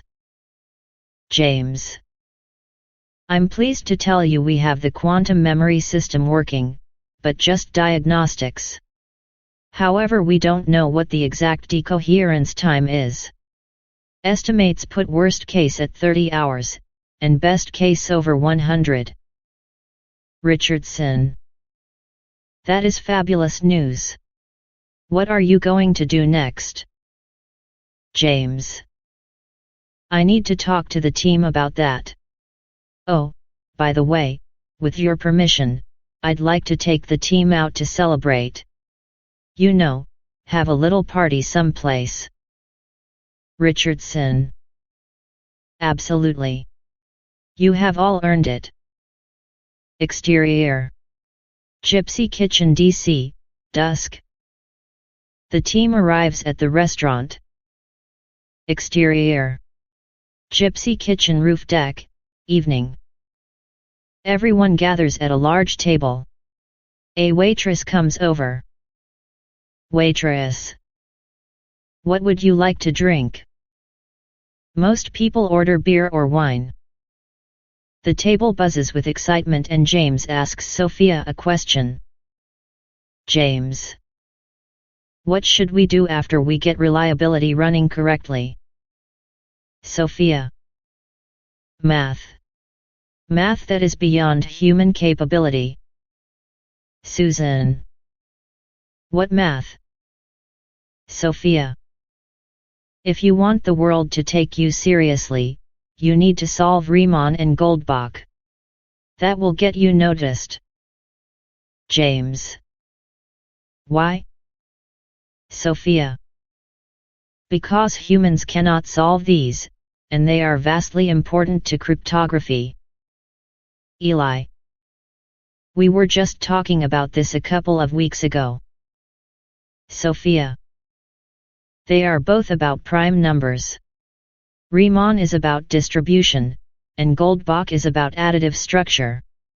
If you have these tools, you are a master of cryptography. Which is why I'm here. Riemann and Goldbach ask very different questions. Susan. Just what is Riemann's theorem? Sophia thinks. Sophia. Prime numbers are the atoms of mathematics. Every number is built from them. But they seem to appear in a mysterious, chaotic way. Riemann says that underneath all that there is a hidden rhythm. Sophia takes a sip of her wine. Sophia. The hypothesis is about a special function, called the zeta function. It's the drum beats in a long piece of music. Some are far apart and some are close. And the start is unique because of 0, 1, and 2. 2 is the only even prime number, with 0 and 1 excluded. Sophia scoots her chair in closer. Sophia. The zeta function has special notes like the fundamentals on a vibrating string. The prime numbers are all zeros, or no vibration. The primes all line up perfectly in a straight line. This is called the critical line. Every prime we know of is on it. The waitress came over and asks if they are ready to order, but James waves her away. He could tell Sophia was going someplace. Waitress. I'll come back later. Sophia. In quantum mechanics, everything is described as energy. A quantum system has a specific set of allowed energy levels. The zeros that are spaced out on the critical line are statistically identical to the way the energy levels are spaced out in a quantum system. Sophia gets a serious look on her face as she puts her hand on the table. Sophia. This link is so strong it is thought to be the key. The energy measuring rule for a quantum system always has energy levels that are physical and therefore real numbers. Lorraine. I'm sorry, but I'm not sure I understand what that means. Sophia. Imagine a musical instrument, where the only notes you can play are really energy levels, the secret numbers you are trying to find. A quantum memory can test all possibilities at once using superposition. It could find all these specific energy values, the Riemann zeros. Lorraine. What is superposition? Sophia. A quantum particle isn't just in one state, it's in an infinite number of possible states simultaneously. You find out which one by taking a measurement or reading it. Sophia pauses and looks at Lorraine. Sophia. Here is the best part. We trick the quantum memory. Instead of asking it to solve a really hard math problem, we ask it to find the energy spectrum of our quantum system. If the Riemann hypothesis is true, then every energy level will all be real numbers and sit exactly on the critical line. We find this and we will have proved Riemann. Susan starts clapping, and everyone joins in.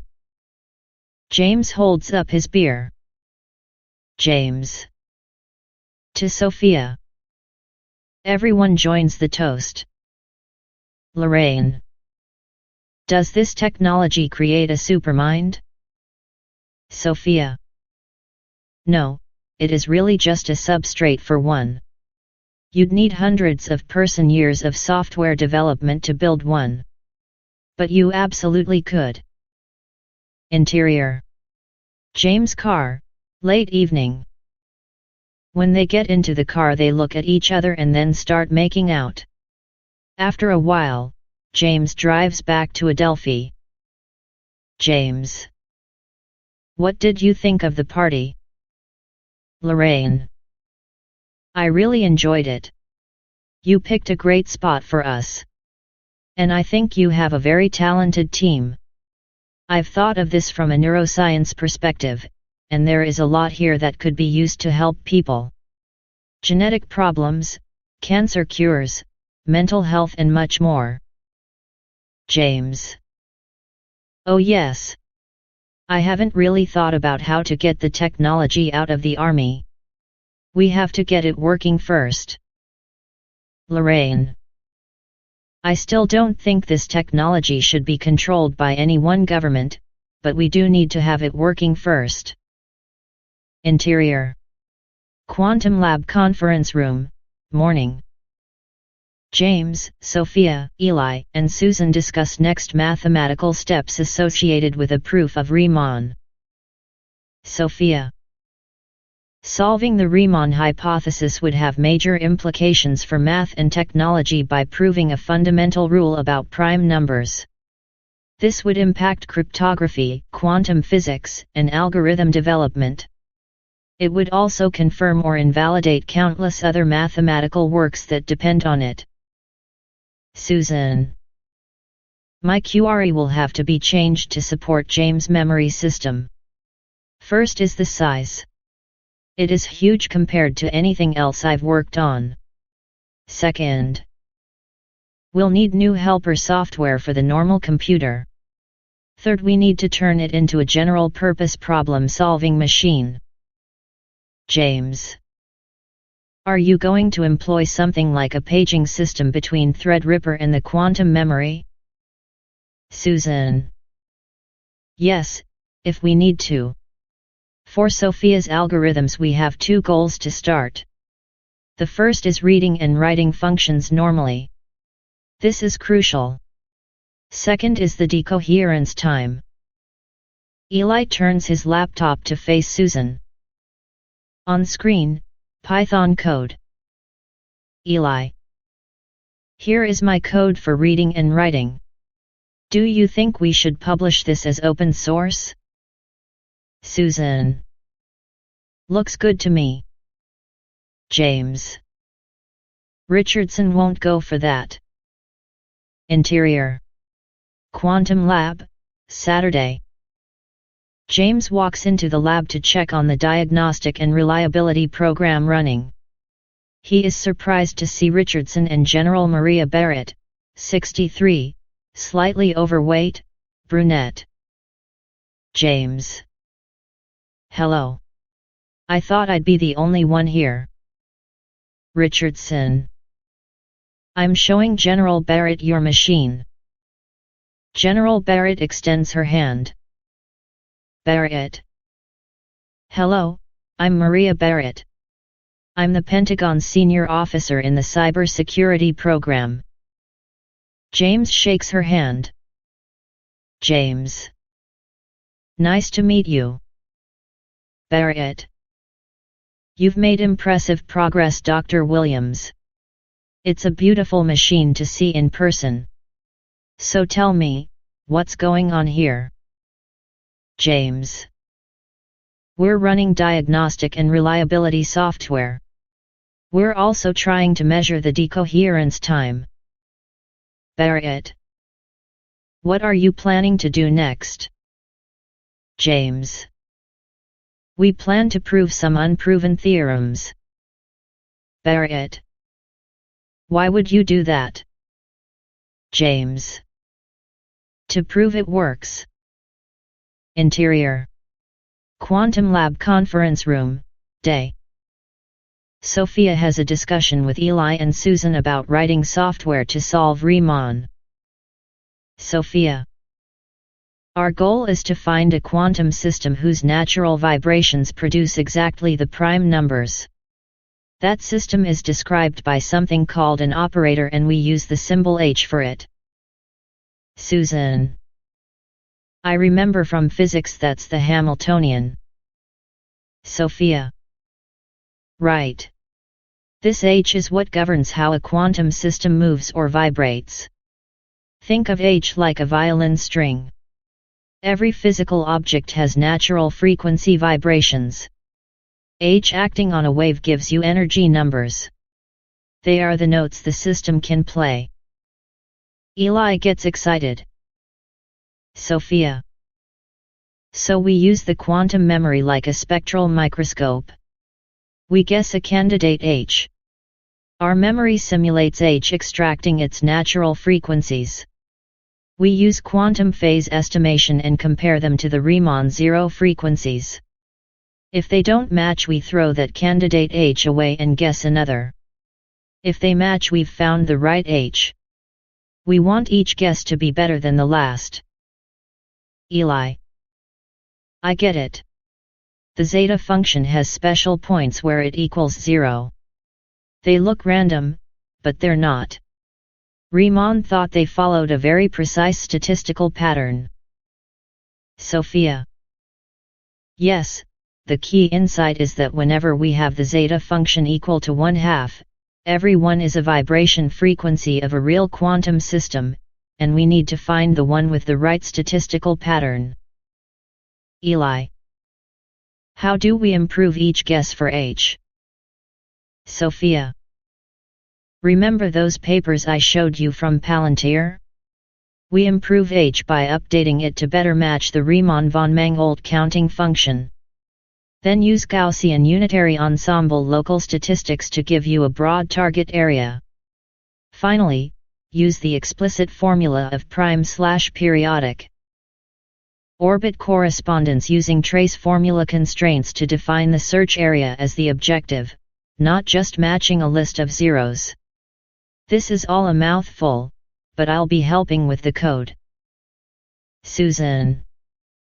So here in the real world the zeros of the zeta function follow the same statistical laws as quantum systems that behave chaotically. We need a system with at least 100,000 qubits to explore that space of chaotic quantum systems fast enough. And the qubits need a long decoherence time. Sophia. When we find an H whose frequencies match the zeta zero frequencies, and assuming all its frequencies are real, we prove Riemann. Susan goes to the whiteboard and writes. Susan. Here is how I break this down. Eli takes the lead with design, build, and run aspects. I'll work on the H guesswork. Sophia, what do you want to call H? Sophia. Hamiltonian is fine. Susan. Sophia, you work on the math, and we all help with testing.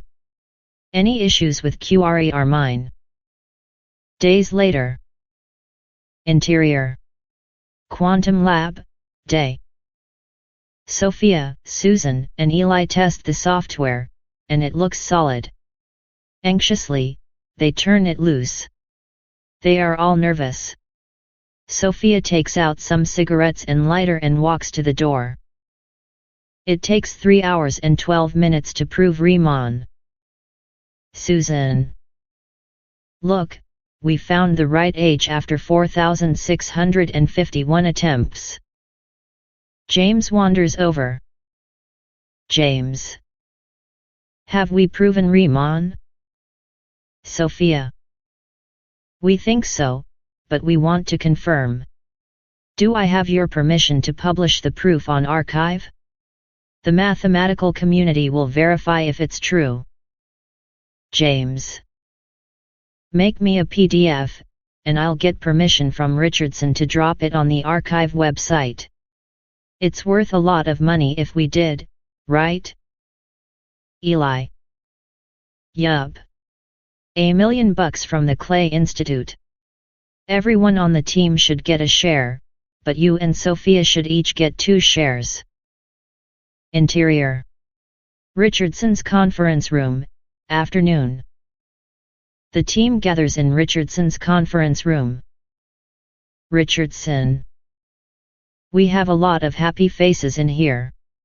What happened? James. Sophia, this belongs to you. Sophia. We proved Riemann. We want to publish it on archive, so others in the math community can verify it. Richardson. Can anyone infer the quantum memory architecture from the proof? James. No. Richardson. Okay, you have permission. How long would it have taken a conventional computer to prove it? Sophia. It is unlikely a conventional computer could ever prove Riemann. Next day. Interior. Quantum Lab conference room, morning. The software team meets to discuss Goldbach. Sophia. The correctness of Riemann helps immensely. However, Goldbach's conjecture is a local additive property. Every even number greater than 2 is the sum of 2 prime numbers. Susan. I've looked at this, and we can easily use a direct constructive search for a Goldbach pair. Sophia. I'm familiar with that algorithm, and it's not proving Goldbach abstractly. Therefore, not good enough. For any even number, finding a pair of primes whose sum is equal to your number is Goldbach's assertion. If you do this for every even number in a required range, you get computational verification. I want abstract verification. You get this with a finite check strategy using Riemann-based analytic bounds. You need to understand how uncompromising the mathematical community is. It must be perfect. James. I can weigh in on this. The first method is a constructive witness search. The second is analytic reduction and quantum counterexample elimination. For us, counterexample is more profound because we're not just finding pairs.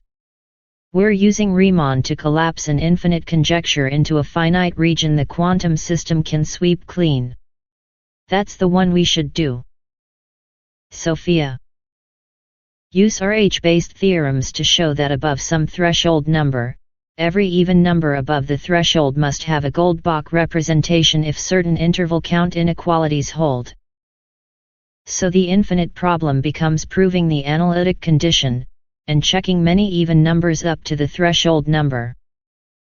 Next, use quantum subroutines for primality testing in superposition, quantum counting of valid prime pairs, and a min/max search for a counterexample. Our program is then searching for any even number up to the threshold. Are there any zero Goldbach pairs? If none exists, Goldbach follows. Susan. Let's divide up the coding responsibility. Interior. James' home, dusk. Lorraine comes into the house with a bag of reference books. They kiss hello. She puts her books down. James. How was the traffic? Lorraine. Not bad. What did you get for dinner? James. Stuff for spaghetti, a baguette, salad stuff, and a good red wine. Lorraine. I brought a lot of work with me, in case you didn't notice. James goes to the counter, opens the wine, and pours 2 glasses. He hands Lorraine a glass. James. Here you go. To your midterms. They toast. Lorraine. I'm hungry. James. I'll start cooking in a moment. I've been meaning to tell you that solving Riemann has $1 million prize. I think Goldbach does, too. Lorraine. Are you all going to share it? James. Yup. Lorraine. You know, you should write a book. They toast again. Interior. Quantum Lab, morning. Susan and Eli meet to discuss problems with the code. Susan. I'm not making any progress on the bug. It sure looks like it's the QRE and not the code we're working on for Goldbach. Eli. Remember the odd thing we saw testing Riemann? Susan. You mean with the DSPs? Eli. Yeah, there was something goofy with the hardware. We should look at that. Interior. Quantum Lab, morning. A tech works to install monitoring equipment per Susan's instructions. Hardware tech. This recording device will check the timing and busy/done logic. Oh, shit. Sparks fly and smoke comes out of the system. Susan. What the hell happened? Hardware tech.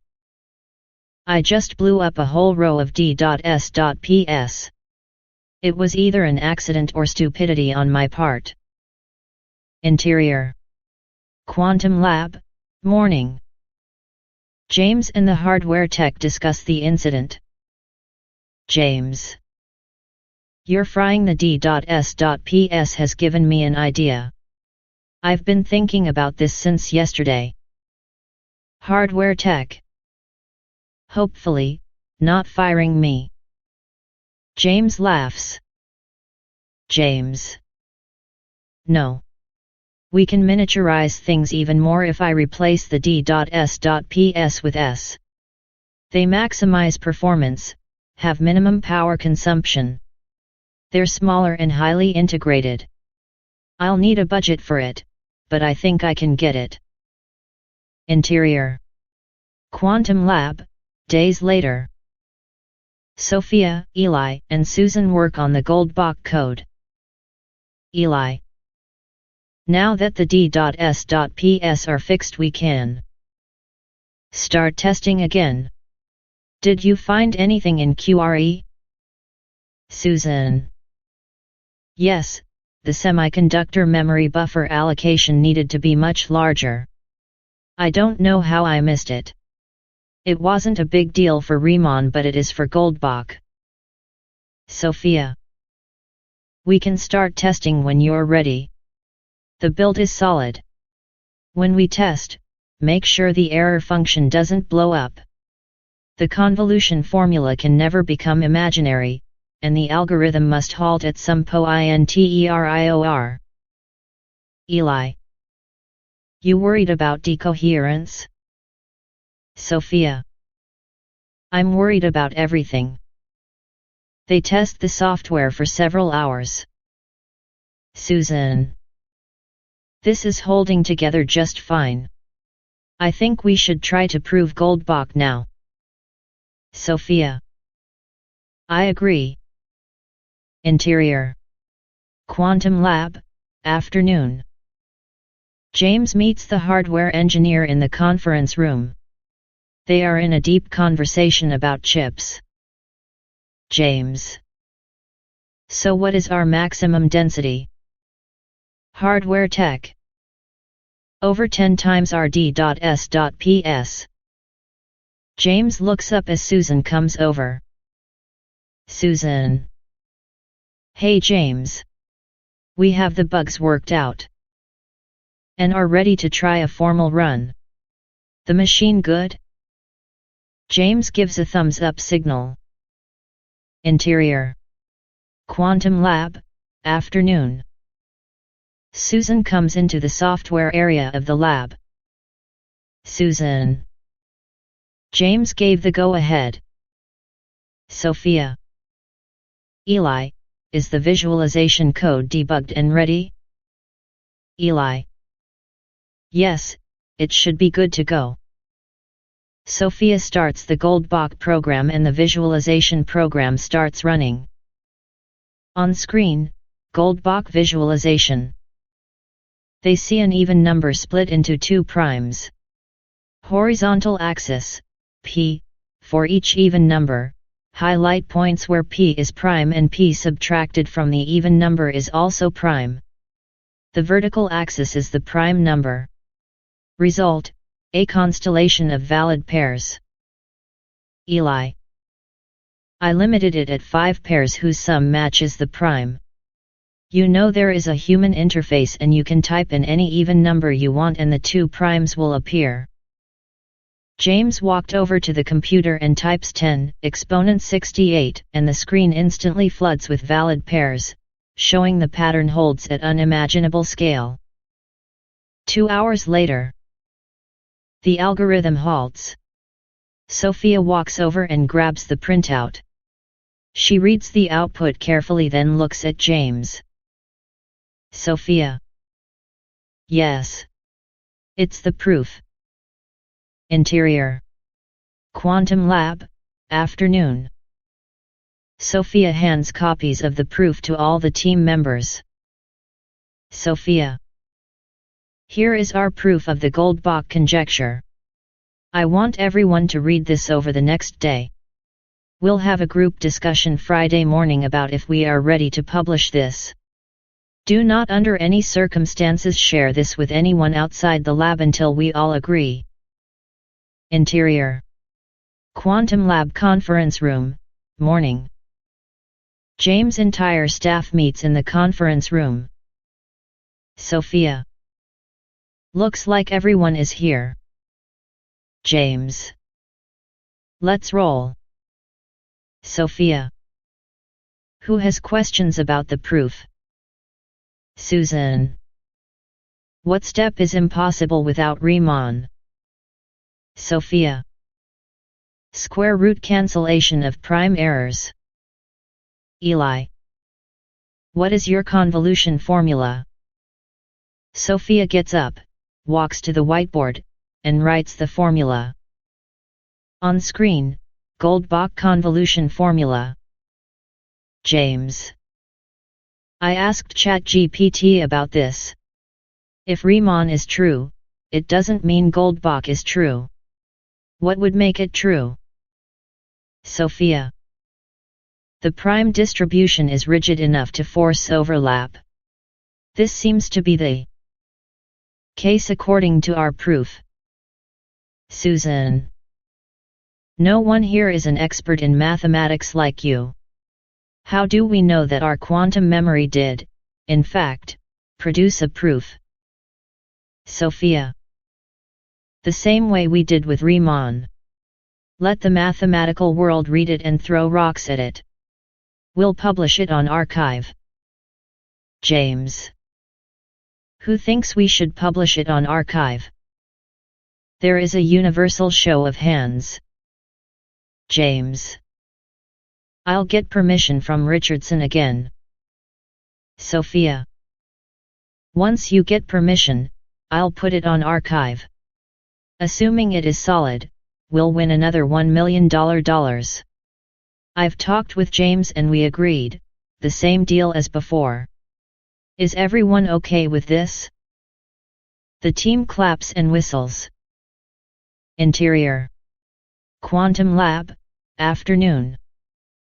James works on the design to replace the DSP chips. On screen, computer chip design. Richardson walks in. Richardson. You wanted to see me? James. Yes, the team managed to prove another unproven theorem, the Goldbach conjecture. We'd like your permission to publish it on arXiv, like we did with Riemann. Is that okay? Richardson. Our design cannot be inferred, like before, right? James. Yes sir, that's correct. Richardson. Then you have my permission, and congratulations to you and the team. Interior. Richardson's office, next day. Kruger calls. Richardson. Hello, this is General Richardson. Kruger. Richardson, this is Kruger. Cyber Command discovered that ARL has published 2 important mathematical proofs on the website archive. Why did you let your team publish these? You just told the whole fucking world we have a working quantum memory that crushes what they have. Richardson. I was told no one could infer our architecture from the papers. Kruger. That's true, but it misses the point. I want this project changed to top secret now. You are getting my best security manager to help you sort this. You are going to have a come-to-Jesus discussion with Dr. Williams and his team.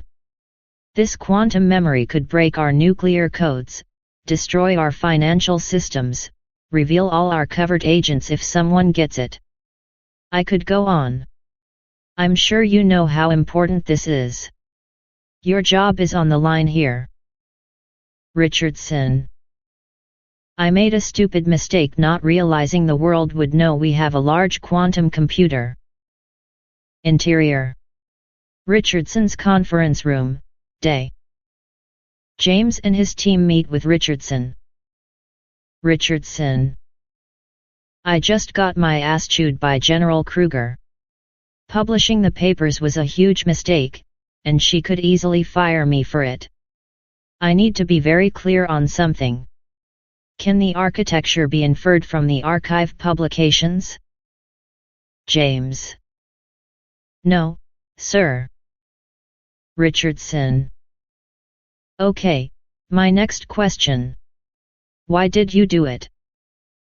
James. Well, you did give us permission. Richardson visibly winces. Sophia. James, can I answer this? James. Sure. Sophia. General, these are not simple proofs. No human has ever solved them. We needed to be certain the quantum memory system really worked. The only way to do that was to have the finest mathematical minds in the world review them. James. Sir, we had to be sure we were right. Richardson. Okay. Here are some facts. The head of ARL wants this project classified as top secret. Nothing may leave the lab, absolutely nothing. An additional layer of physical security will be added. All people coming and going into the lab will be searched and screened. Anyone caught violating this may be arrested and charged with espionage. There is a new security manager from General Kruger who will oversee all of this. I want you to give this person your full support. As a final note, you will all be required to sign a new contract with the Army Research Labs. Interior. Adelphi House, day. James and Lorraine walk into the house with groceries. James has a bag with the wine, cheese, and baguette. He takes glasses and plates from the cupboard and opens the wine and unwraps the cheese. He pours each of them a glass and rips off a chunk of bread for each of them. James. I used some of my trust fund to buy this house. Very close to ARL. Beat. Would you like this to be your home? Lorraine. Are you asking me to move in with you? James. Yes. She takes her glass of wine and they toast. She looks around. Lorraine. Things are kind of sparsely furnished here. I'd like to fix that if I were to live here. Would that be a problem? James. No. In fact, I'd like it. Lorraine. We'd need furniture in the living room, some floor lamps. And there are 2 bedrooms which are bare. You know I like European antiques. I simply cannot abide your Danish modern sensibilities. I mean, Jay, it's sterile. James. I know. We've had this discussion before. Lorraine. And how about art for the walls? I really like Impressionism. Its many facets and varied participants make the movement fascinating. James. I'm glad you've thought about it. What do you think I prefer? Lorraine. I'm almost afraid to think about it. But, when I do, I doubt you've thought about it much since there is nothing in the house. James. Well, you are certainly getting to know me. Candidly, I've always wanted to understand and appreciate art more. So, is that a yes to moving in? Lorraine.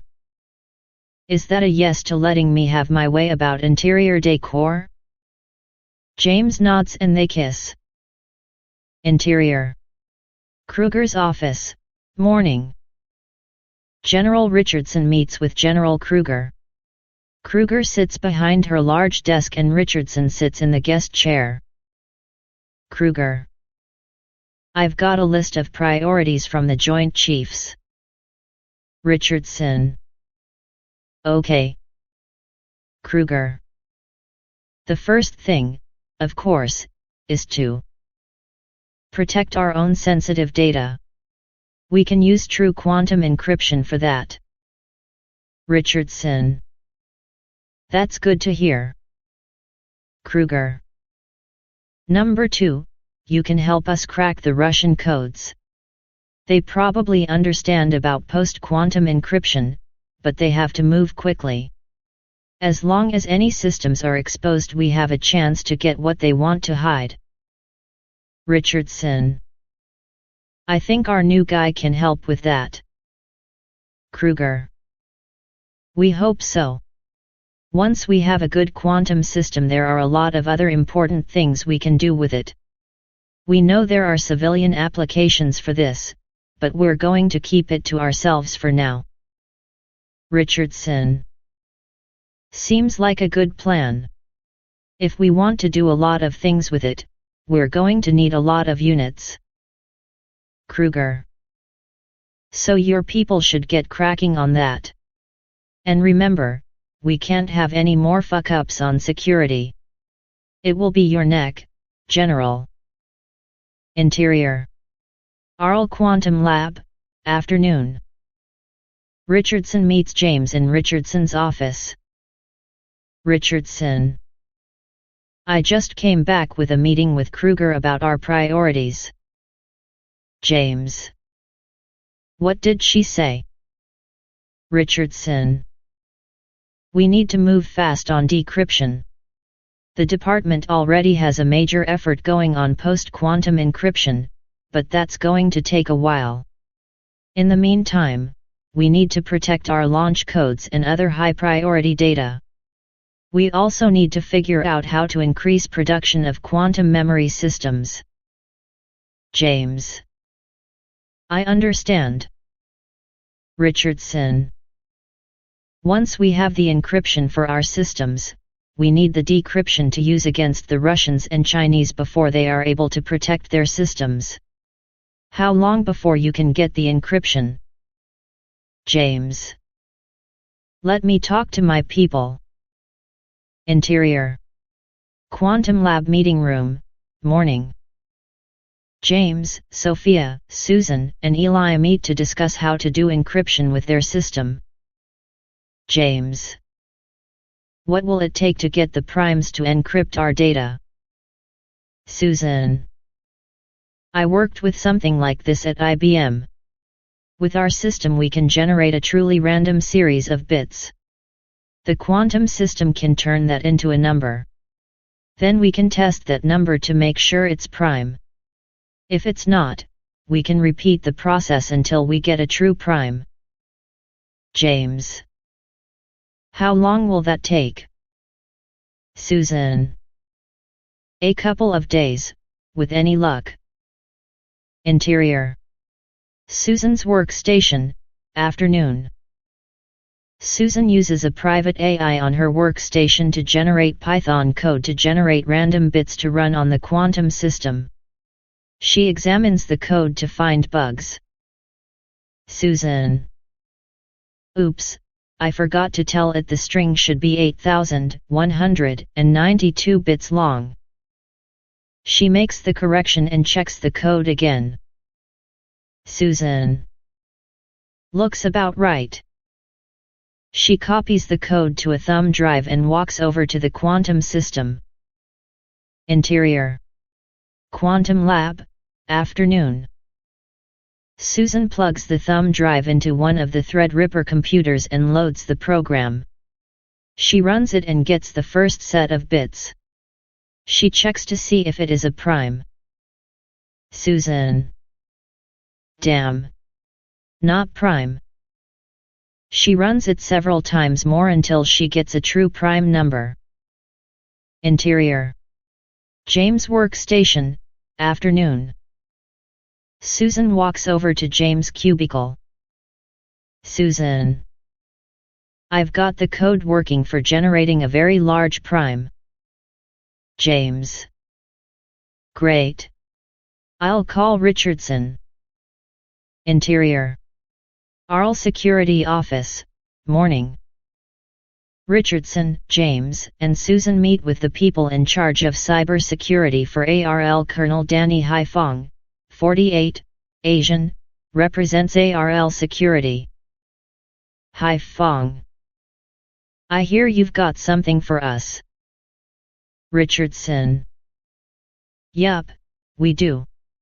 Truly prime numbers to use for encryption. Haifong. Do you understand how we do things? Richardson. Not completely. Haifong. Currently, we feed our numbers into something called the hardware security model. Those numbers come from our random number generators which, as you know, are not truly random. And that's a problem. Richardson. We can give you true random prime numbers because we can generate truly random bits. Haifong. We've been waiting for that for years. Lately we've been very nervous about the possibility that the Russians or Chinese would get this first. Richardson. We're aware of that. Haifong. So how do we do this? Richardson. We could send you numbers through a secure network. Haifong. We really need to run this ourselves. Can you get us a copy of your chip? We can run it on our own computers. Susan. That may be a problem because of a difference in software. The best solution is to have a duplicate of our system. Haifong. How long will that take? Richardson. James? James. I can make the memory chip in a couple of days. The Threadrippers are in high demand, so that may take longer. Haifong. Any idea how long? Richardson. We'll check and get back to you. 3 weeks later. Interior. Cybersecurity Systems Room, morning.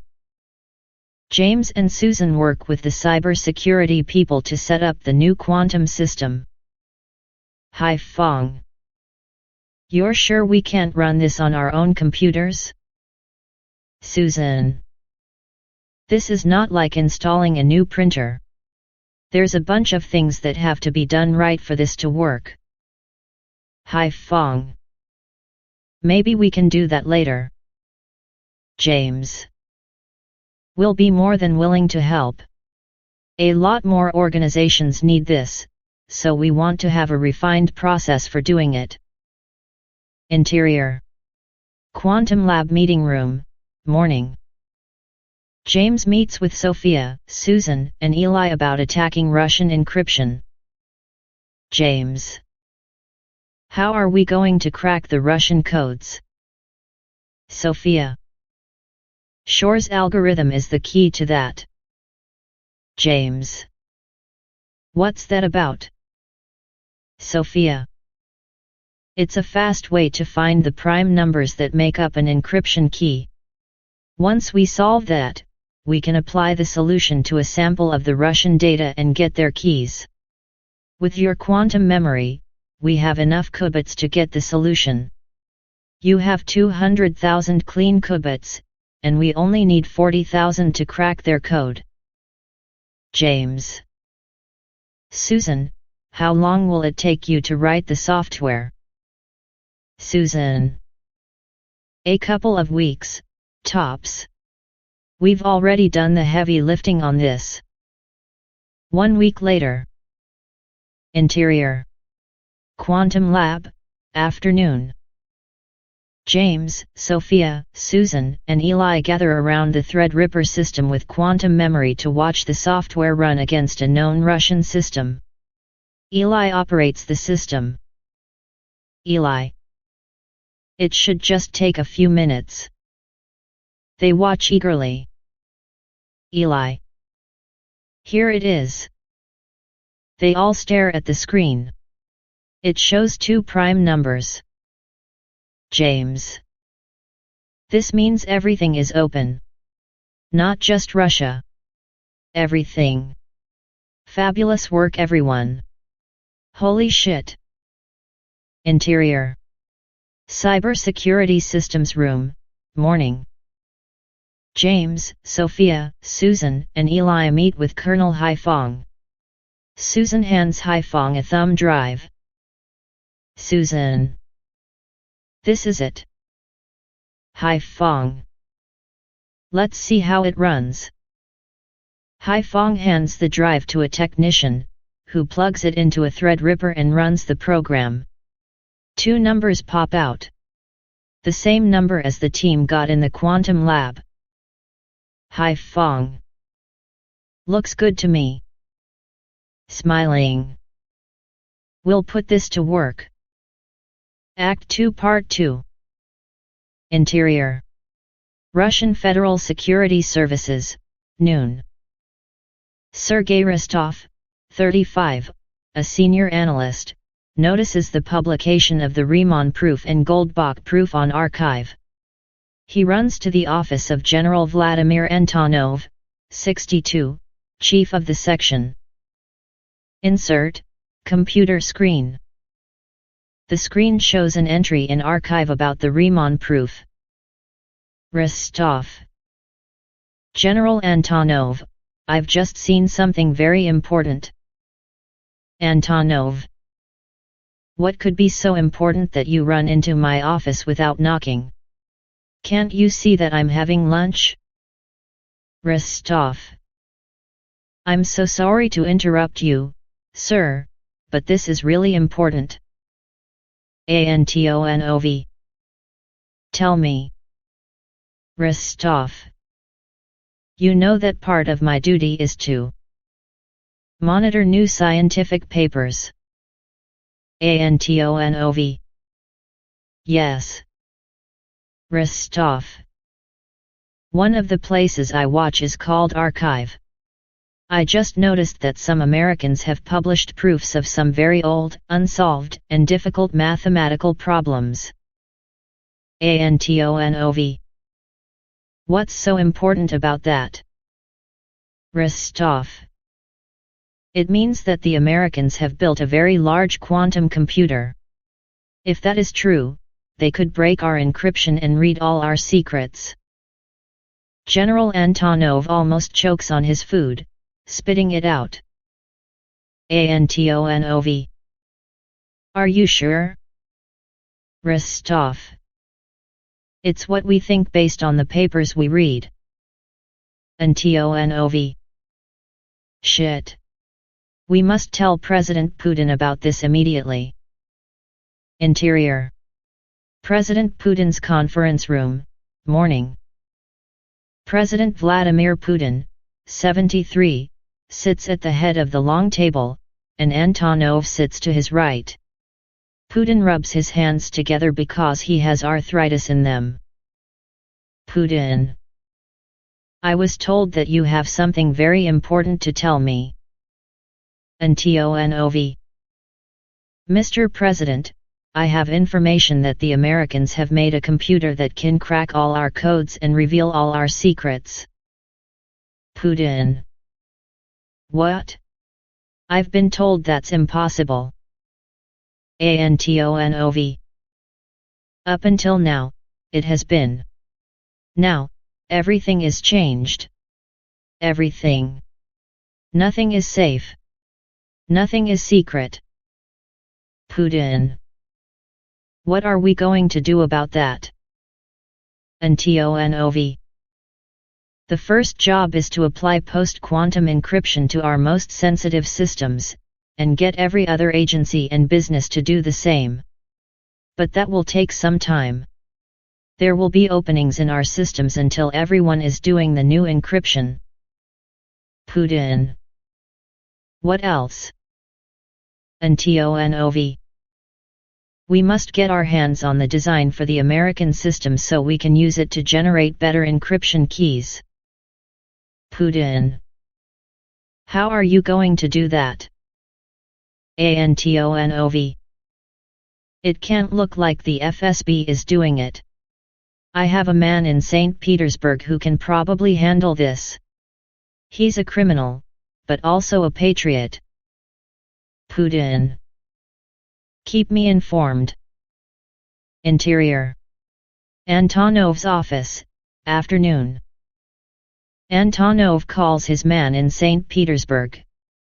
Ivan Papanov, 55, strong-looking, buzz-cut hair, answers. Papanov. Papanov here. Antonov. Ivan Papanov, this is Vladimir. Antonov. Popanov. How good to hear from you. It's been a while. Antonov. My duties keep me busy. Popanov. If you called, you must want something from me. Antonov. Yes, I need you to have your people in America do some work for us. Popanov.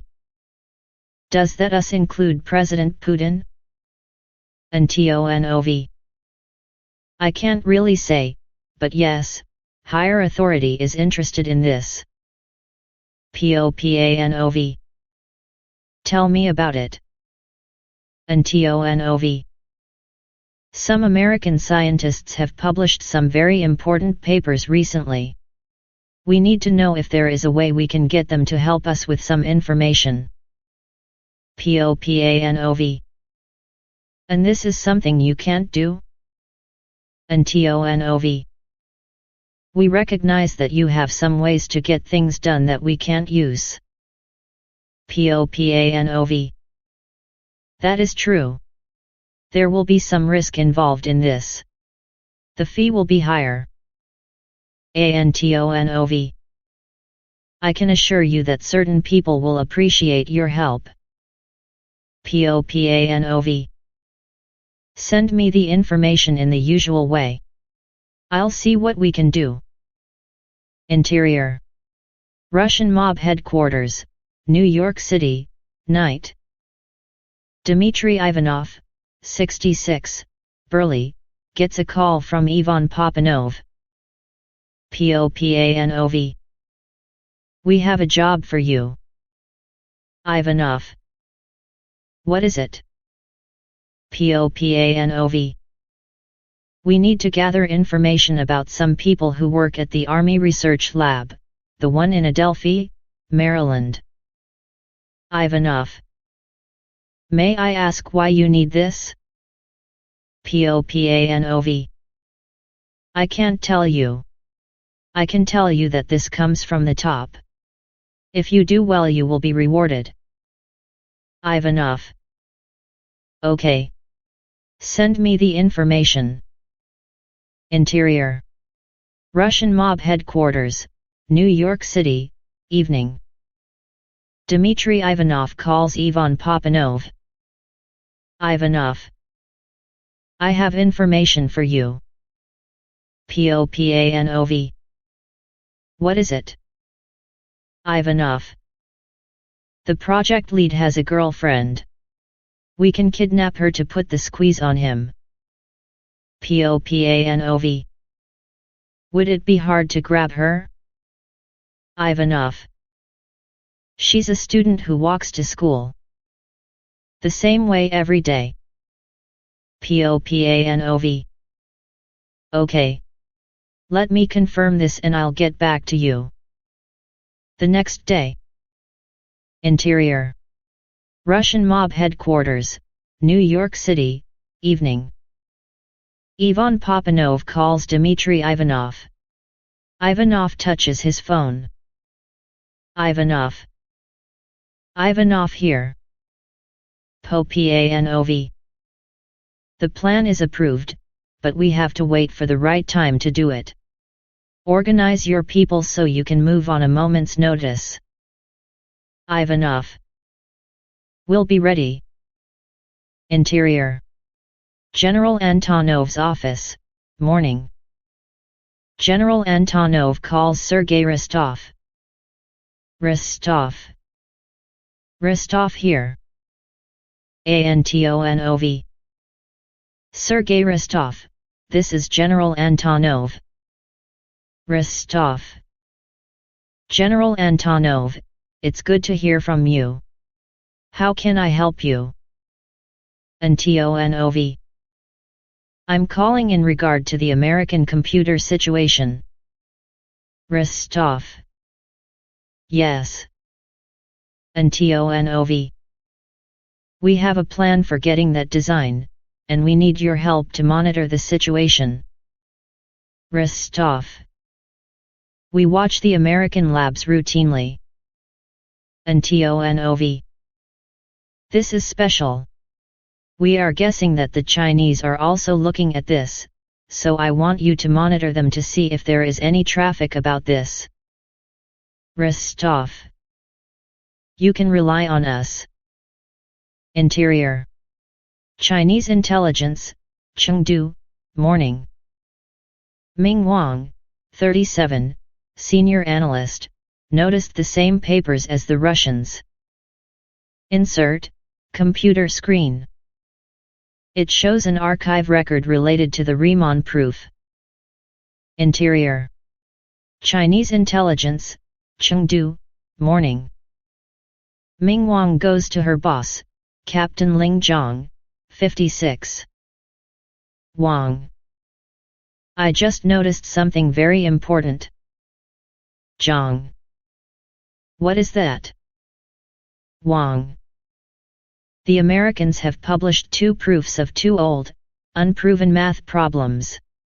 There is only one math expert involved in this, and she is a genius.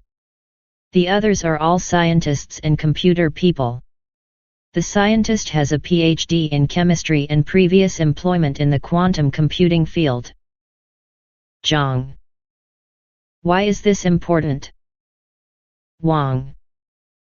Those papers indicate that the American military has built a large quantum computer that can break our codes. Zhang.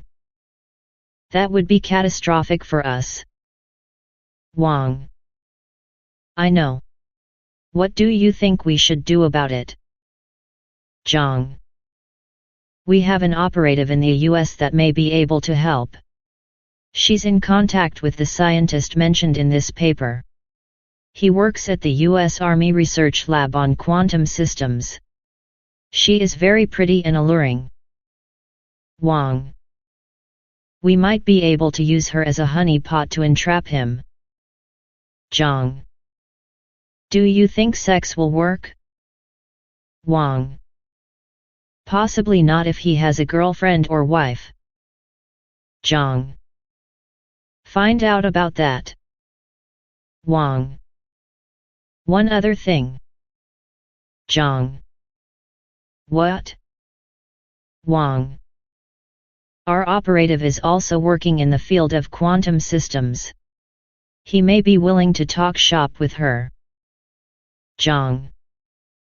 In the meantime, work on getting the information through our cyber systems. Interior. Chinese intelligence, Chengdu, afternoon. Ming Wang meets with a technician to confirm that all the pieces are in place. Wang. What do you have so far? Technician. We have servers in a dozen locations. We rotate the network fingerprints to blend in with other traffic, so we're extremely hard to find. Wang. What about penetrating the Army Research Lab? Technician. Their security is very good. We didn't press too hard. Even then, they might have noticed us. Interior. A cyber command, morning. Maya calls her boss, Larry Mason. Mason. What's up, Maya? Sing. We're seeing an increased number of probes from the Chinese. Mason. Any idea what they are trying to get? Sing. That's above my pay grade. Anyway, they didn't get through and there hasn't been any activity for a while. Mason. What do you want to do? Sing. For now, we should just monitor all systems and see what else they try. Days later. Interior. A cyber command, afternoon. Maya Singh meets with Larry Mason to report her findings. Mason. What are you seeing so far? Singh. We found some vendors that need to tighten their security. We're watching to make sure they do it. Our penetration testers have it as a top priority. Mason. Anything else? Singh. The biggest thing we've found is a meeting scheduler that's open to the net. It has to be that way to manage meetings with people from outside, but it's a hole. We've heightened surveillance on it. Mason. What's the long-term solution? Singh. Ultimately, our best solution is to make them think they got whatever they want. We can set up a honeypot with a poisoned payload. Mason. How do you know what to put in it? Singh. At the moment, we don't. Mason. Any idea what the biggest target might be? Singh. At the moment, cybersecurity is at the top of the list all through the DOD. Any project linked to protecting against us or breaking our encryption could be a priority. Mason. I'll ask around and see what it might be. Interior. Richardson's office, morning. Colonel Mason meets General Richardson. Mason. Thanks for making time for me. Richardson. You said this is important. Mason. It is. Richardson. Tell me more. Mason. Lately, we've seen more activity from the Chinese cyber army. We think they are after something big, but we don't know what it is, yet. Richardson. The army has a lot of high-value projects going.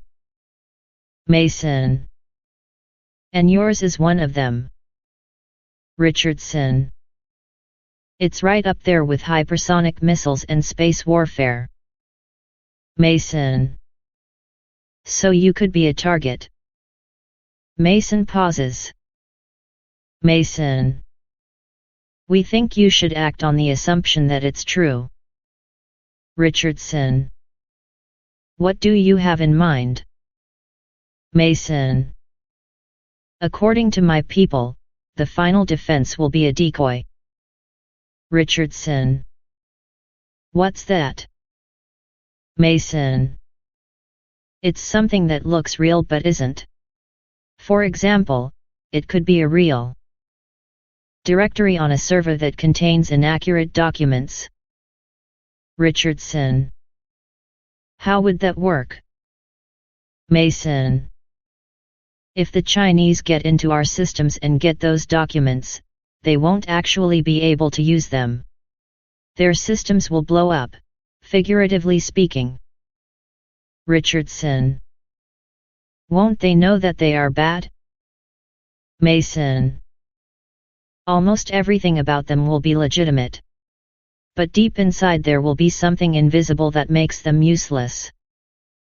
Richardson. What do we need to do for this? Mason. I'll send one of my people to work with your people. Interior. Quantum Lab Meeting Room, afternoon. Maya Singh meets with James. James. I understand you have ways to protect our information from cyber spies. Singh. We do. What types of information do you have? James. Drawings, spreadsheets, documents, databases, code. Singh. And all of it lives on your servers? James. Yes. Singh. We have ways to protect all of those formats. For example, we can put bad pixels into drawings that will lock systems that try to print them. With documents, we can put malware into the metadata. James. How do we manage that? Singh. We'll make a directory that has the same name as your working directory and add backup to the name. We'll put updated documents into it to make it seem more real. Hopefully, they will think it's safer to attack the backup than the main folder. Interior. James home, evening. James watches a video about quantum computing on YouTube. On screen, laptop. The screen shows a visualization about quantum computing. He gets an idea for the project and writes it down on a piece of paper. Interior. Quiet restaurant near Johns Hopkins, lunch. Cyber Command has a luncheon meeting with Liang. Mason. Thank you for agreeing to have lunch with us, Liang. Liang, we know you are a spy, working for the Chinese. You are a honeypot and you are pumping Dr. Williams at ARL for information. Liang. Mason. Don't bother to deny it. We have been watching you for months. We are sorry you have been coerced. We are wondering if you'd like to come to work for us. Nothing would change. We'd give you information to forward to Chengdu from time to time. Liang is startled. Liang. It's a lot to take in. Mason. We understand that. Take a few days to think about it. If you don't want to do it, you'll have to go back to China. Interior. ARL Security Office, morning. James checks in as usual. He hands his notes to the officer, who briefly looks at them and hands them back. Interior. James home, evening. James sits at his desk writing notes. He gets a call from Lorraine. Lorraine. Hi, James. James. Hi. Lorraine. What are you doing? James. I'm working on some notes. James is in speakerphone mode. He's not aware that Cyber Command has turned on his phone's front camera. On screen, phone front camera view. Cyber Command computer screen shows James' notes. Exterior. Johns Hopkins campus, morning. Lorraine walks toward the cafeteria following her usual route. A white van drives up beside her. The side door opens. Two rough-looking men grab her and force her into the van. The door slides shut and the van drives away. Exterior. Warehouse, morning. A man pushes the sliding door aside. The white van drives in. Interior. Warehouse, morning. The men push Lorraine into a small room. The walls haven't been painted in decades. There is no window. A bare light bulb hangs from the ceiling, casting harsh light in the room. There is a chair under the light, a small table, and a cot against one of the walls. One of the men hands Lorraine a hospital gown. Thug. Put this on. Lorraine. Over my clothes? Thug. No. Take off your clothes, and I mean everything. Thug hands her a bag. Thug. Put them in this. Lorraine. You can't be serious. Thug. I'm very serious. Do it. Lorraine. With you watching? Thug. We'll turn our backs. Lorraine. How can I trust you? Thug. We have our orders. If we mistreat you in any way we will be severely punished. Lorraine hesitates. Lorraine. Turn away. The men turn. Lorraine turns her back to them. She takes off her shoes, blouse, slacks, bra, and panties and throws them in the bag. She puts on the gown. Lorraine. Okay. I've changed. Thug. Sit in the chair. Lorraine sits, arranging the gown as best she can.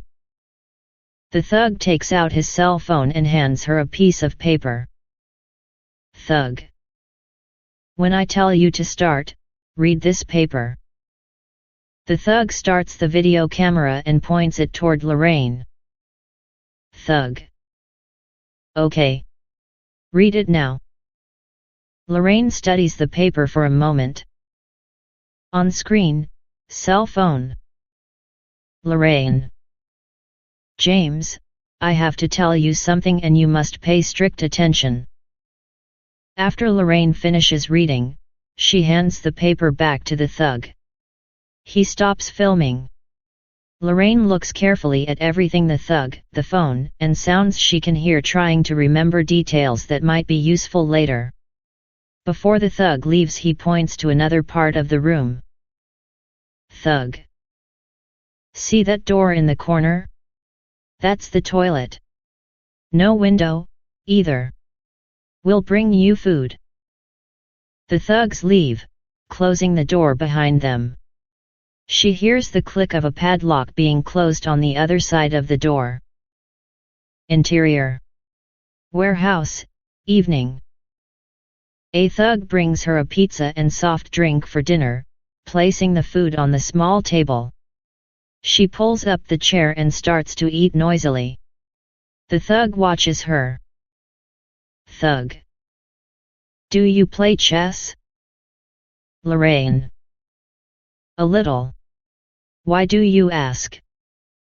Thug. I thought I might play with you if you do. To pass the time. Lorraine eyes him skeptically. Lorraine. Just a little chess? Thug. I already told you we have orders not to harm you in any way. Lorraine. You aren't going to kill me? Thug. Only if I'm ordered to. Lorraine.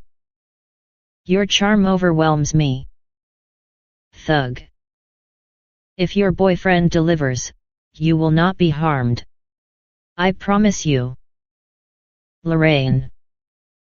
But your promise could mean nothing. Thug. We have a sense of honor.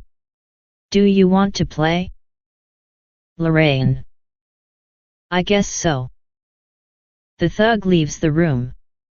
A few seconds later, the door opens and he comes in carrying a small chess set and dragging a chair. He pulls the chair up to the table and sits down. He opens the chessboard and sets up the pieces. Thug. You can have white. First move. Lorraine. I know that much. The thug chuckles. Lorraine moves a pawn out to Queen 4. The thug matches her. She moves the Queen's knight to Bishop 3. The thug moves the King's knight to his Bishop 3. Lorraine. Do you have a family? Thug. Yes. Lorraine. That surprises me. Thug. Why? Lorraine. Given the business you're in. Thug. It's just a business, like any other. We have lives just like other people. Lorraine moves a pawn to King 3. The thug matches her move. Lorraine. Do you have children? Thug. 2, a boy and a girl. Lorraine. How old are they? Thug. She is 8 and he is 5. They continue making moves. Thug. Have you heard of a woman named Liang? Lorraine. I met her at school through James. Thug. Do you know that she's a Chinese spy? Lorraine looks surprised. Lorraine. How could I possibly know that? Does James know? Thug. He doesn't. Yet. Just so you know, she will try to use sex to get information from him. Exterior.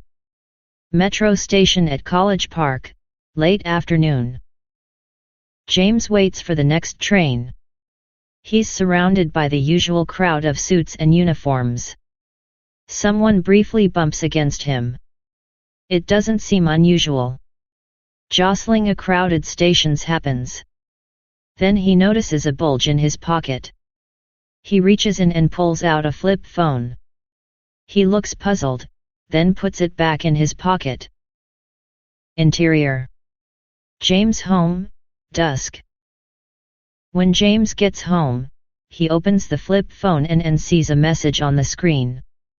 Call this number, 467-589-2012. He calls the number.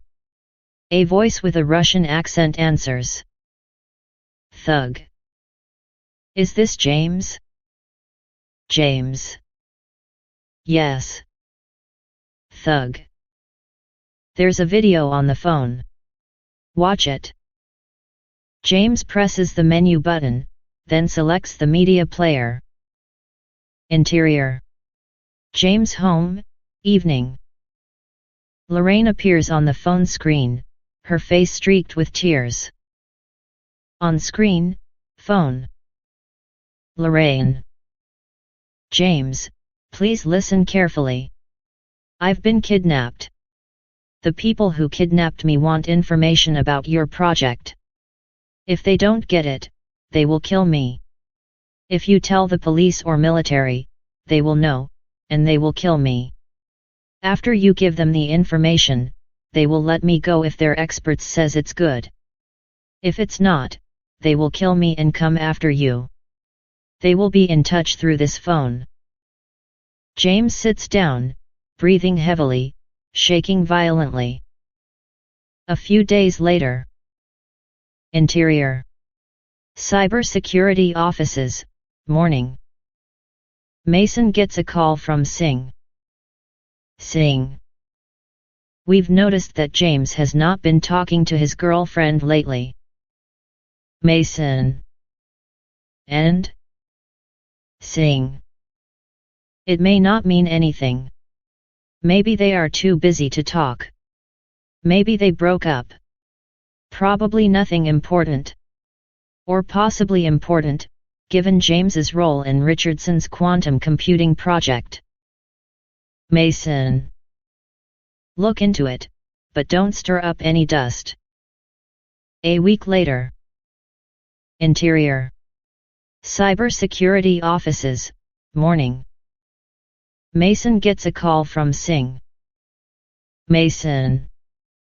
Find anything? Singh.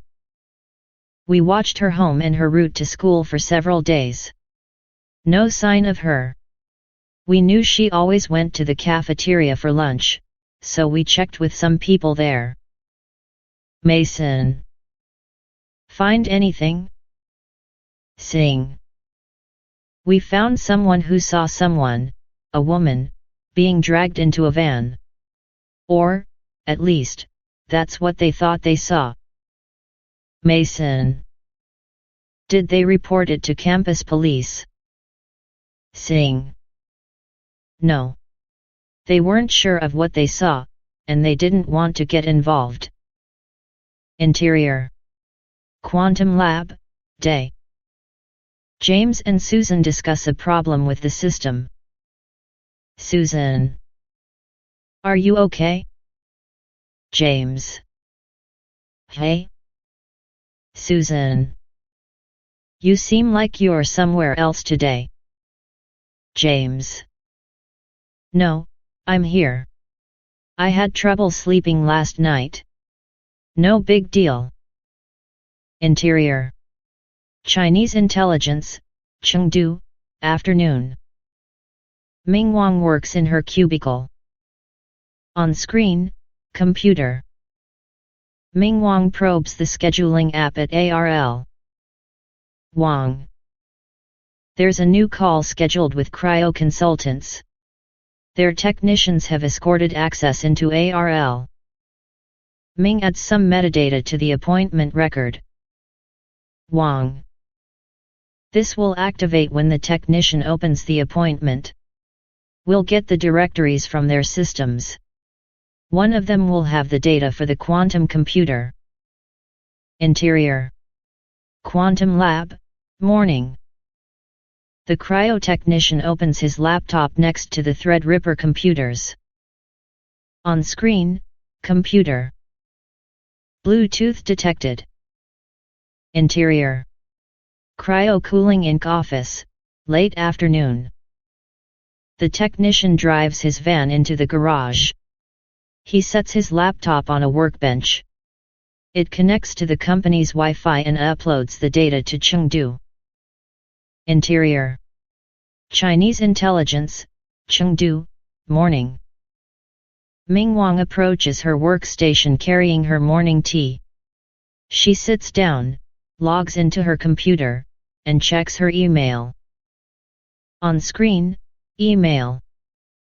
2. mingwang@chengdu.mil.cn. From, ops-node-47.pla.mil.cn. Subject, alert. Alert. New data capture available. URL is c4isr-hub.pla.mil.cn. She opens the alert. On screen, computer. A list of Threadripper directories appears on the screen. Wang scrolls through the list. One of the lines on the list says, QC_project_backup. Interior. James' home, evening. James gets a call from the Russian mob. Thug. You know who this is? James. I do. Thug. You know what we want? James. I do. Thug. How long will it take? James. I'm not sure I can do it. Things have gotten much tighter since Ed Snowden. There is no way I can get papers, much less a thumb drive, out of there. Thug. How is your memory? James. Pretty good. Thug. Here's what you're going to do. Every night when you come home, write down everything you remember. You probably know the most important parts. Don't do it on your computer. Don't keep your phone next to you. You have 1 week. You know what happens if you fail. Exterior. Park, dusk. James takes a walk to clear his head. James. I'm so fucked. If I don't do this, Lorraine will die. I can't stand that. I lost my best friend in high school to a car accident. This would be infinitely worse. Because of me. And they won't stop with her.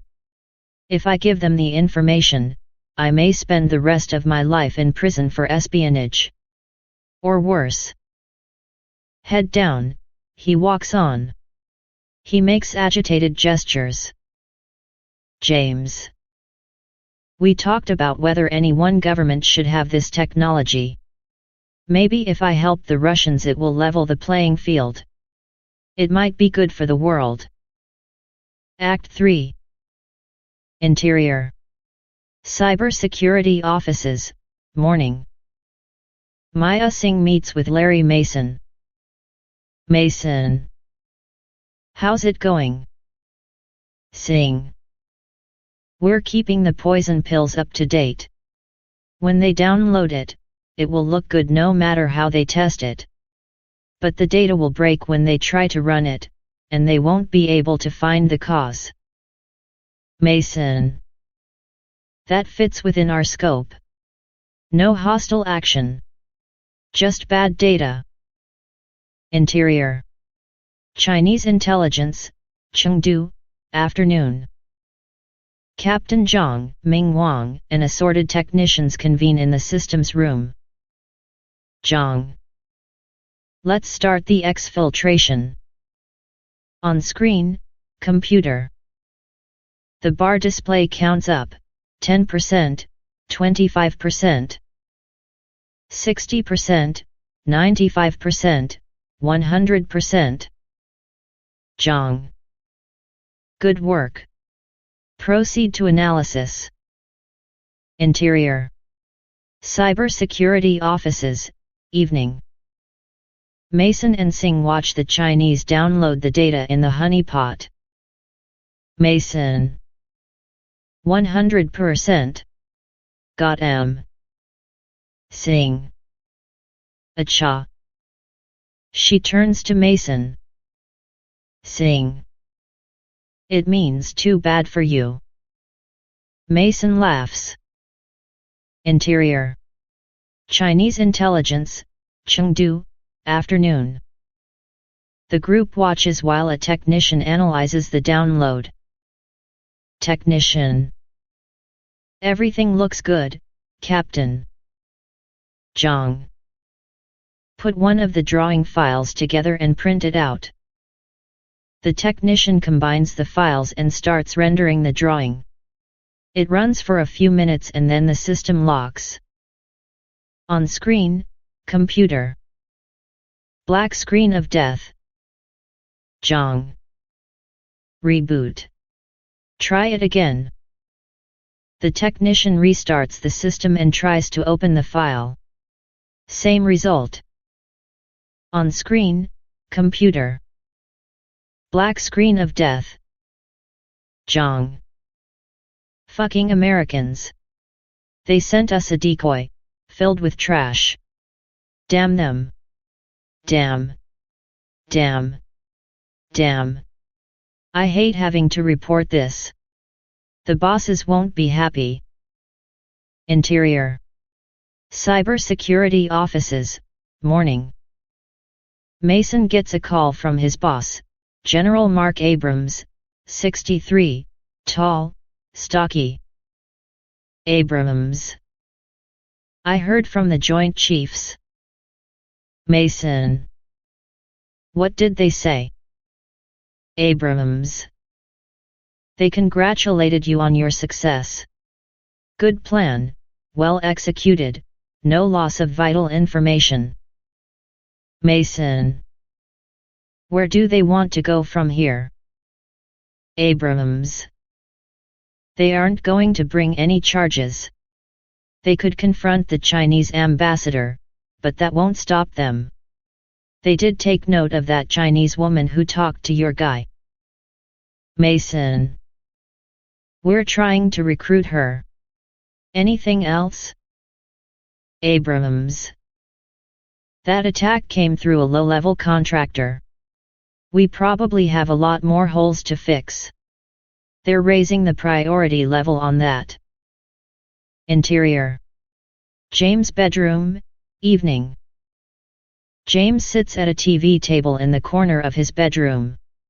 He looks at his ARL badge before starting. His hand shakes as he draws sketches and writes notes on a legal pad. Intercut, flashback. Susan and Eli high-five and laugh when they get the gold box software working. Intercut, flashback. Lorraine and James laughing in the kitchen at the Adelphi house having wine, cheese, and baguette. 3 days later. Interior. Cyber Command Office, day. Mason and Singh meet to discuss the situation. Singh. We've noticed a change in his behavior. Mason. How so? Singh. We're not seeing him make notes in his home office. Mason. Is he still bringing notes when he comes in? Singh. I don't know. Mason. Take a look at that. Let me know what you find. Interior. James' bedroom, evening. James opens the burner phone and calls the Russians. James. I've got the information as best as I can. Thug. You better hope it's good enough. James. I've covered all the key elements. They'll have to figure out some of the details themselves. Thug. Okay. Here is what you do. Use the phone and take pictures of all the details. For each picture run the application Scramble. This will encrypt the information. Once all the images are ready, go to a crowded place and upload them to me. James. I need to see Lorraine to make sure she's still alive. Interior. Warehouse, evening. The thug turns on his phone camera and points it at Lorraine. On screen, phone.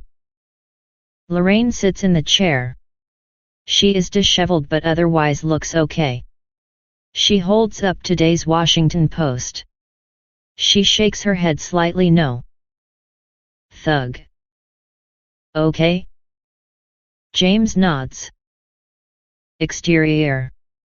Outside James' home, early morning. Montage. James gets into his car and drives to the Smithsonian in Washington, D.C. He parks his car and enters the museum. He walks to a crowded exhibit. He doesn't see the tail. He uploads the images to the Russian mob. Interior. Russian mob boss office, St. Petersburg afternoon. The boss rips open the envelope and flips through the contents. He calls his assistant. Popanov. Make 2 copies of this and bring them back to me. When the assistant returns, Popanov calls General Antonov in Moscow. Antonov. Ivan Popanov, how good to hear from you. Do you have something for me? Popanov. Vladimir Antonov, I have good news for you. The documents are in my hand. Antonov. Send them to me. I'll let you know if our scientists think they are good. The next day. Interior. Russian mob boss office, St. Petersburg afternoon. The phone rings. Antonov. Comrade Papanov, our experts say the information is good as far as it goes. They are confident they can fill in the missing pieces. Popanov. Comrade Antonov, I am very pleased to hear that. I will inform our people in America. Antonov hangs up. Papanov calls his people in the US. Papanov. Dmitry Ivanov, the information is good. You can release the girl. Exterior. Washington, D.C., Prince George's Plaza Station, evening. The thugs drop Lorraine off near a metro station. They give her a $50 bill for cab fare. Thug. We are sorry for any suffering you had. It's just business.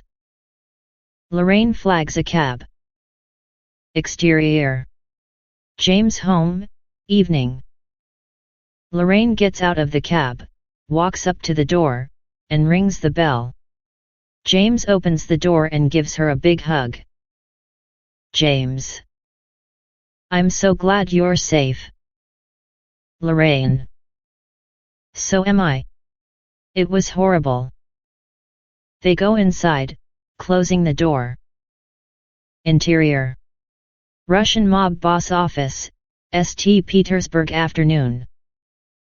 Dmitry Ivanov meets with his second-in-command, Alexander Petrov. Petrov. I called my contact at the Chinese embassy and told him what we have. Ivanov. You did what? Petrov. I called my China guy. I think we can make a lot of money with this thing you got from America. Ivanov. You asshole. What made you think Moscow would approve of this? Petrov. Don't they like money? Ivanov. Yes, but they hate the Chinese. Petrov. That's not our problem, is it? Ivanov. Did you give any thought to possible harm to our motherland? Petrov. I don't care about that. I just care about the money. Ivanov. I do care about the motherland. I served her faithfully for many years. Petrov. You and your stupid patriotism. Ivanov. I don't think it's stupid. Our motherland makes it possible to do what we do. Petrov. If you're not willing to sell it, I am. Ivanov. Over my dead body. Petrov. So be it. Petrov pulls a small pistol and shoots Ivanov several times in the chest. Ivanov collapses back into his chair. Petrov grabs the papers and leaves. Exterior. Phone booth in metro station, Moscow, afternoon. Petrov calls his Chinese contact, Bing Lu, 30, low-level officer. Petrov. Mr. Lu, I have the news you've been waiting for. I have the design. Lu. And I have news for you. Beijing has approved your price. We should meet. Petrov. We have a dacha outside of Moscow. I'll text you the address. It's not far. Can we meet at 10 a.m. tomorrow? Lu. We'll be there with the money. Act 3 Finale. Interior. Dacha outside Moscow, morning. Petrov and Lu sit in overstuffed chairs on opposite sides of a low table. Their men stand behind them. They all look nervous. Petrov slides the envelope with the papers across to Lu. Lu opens the envelope, pulls out the papers, flips through them. He passes them to one of the other Chinese associate. These look legitimate. Liu pushes a briefcase across the table to Petrov. Petrov opens the case and sees large denomination bills on top. He picks up a pack and flips through it. Under the bills, it's just paper. Petrov. You. Petrov reaches for his pistol, but the Chinese are a little bit faster because they know this is coming. Petrov gets off a couple of wild shots, wounding one of the Chinese. His men also draw their pistols, but too late. The Chinese pull out tiny .32 caliber Scorpion submachine guns and kill all the Russians. Exterior. Dacha outside Moscow, morning. The Chinese get in their car and drive away. Interior. Putin's office, afternoon. General Antonov reports the incident to Putin. Putin is furious. Putin. Punish them. Interior. Mob office in St. Petersburg, afternoon. A new boss and his soldiers celebrate. A woman delivers food. She is attractive, and the men in the room stare at her. Exterior. Mob office in St. Petersburg, afternoon. The windows of the office building blow out. Interior. Cybersecurity offices, morning. A cybersecurity officer leads James into an interrogation room. The room is dark except for a light over the table. The light shines on James. The interrogator sits in the shadow. Interrogator. Do you know what you've done? James. No. Interrogator. You've committed treason. We could imprison you for life, possibly even execute you. There's no statute of limitations on treason. James shudders. Interrogator. But we're not going to do that. We have uses for you. Look, we own you. Never forget that. Do what you're told to do from now on. Exterior. Capitol Mall, Washington, D.C., afternoon. James and Lorraine have a picnic. It's a beautiful sunny day. If they look in one direction, they can see the Lincoln Memorial. In the other direction, they see the Washington Monument piercing the sky. James. I've been thinking about things. She looks at him. Lorraine. Tell me. James. I don't think you were right about sharing the technology. From what I can see, we are headed toward World War III. Lorraine. Do you really think so? James. It looks that way. I believed you, too, so we both got it wrong. Maybe there was no right answer, just a Hobson's choice. Just so you know, I left out a few details. That will slow them down. Lorraine. You have no idea how bad it was. I feel like shit all the time now. But somehow, I feel more connected to you. James. We don't get to walk away from this. We're entangled. 1 year later. Interior.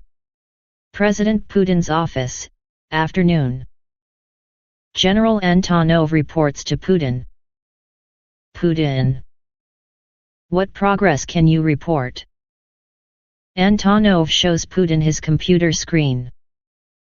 On screen, financial page. The screen shows a €6.16 trillion balance in the Central Bank of the Russian Federation. Antonov. Here are our reparations, sir. Putin smiles broadly. Interior. Chin's Robot Factory, morning. Technicians install a quantum system in a robot while President Xi in a general watch. 11. Taiwan will fall, and then Japan. Exterior. Chinese port, day. Robot soldiers march into troop ships. Fade out.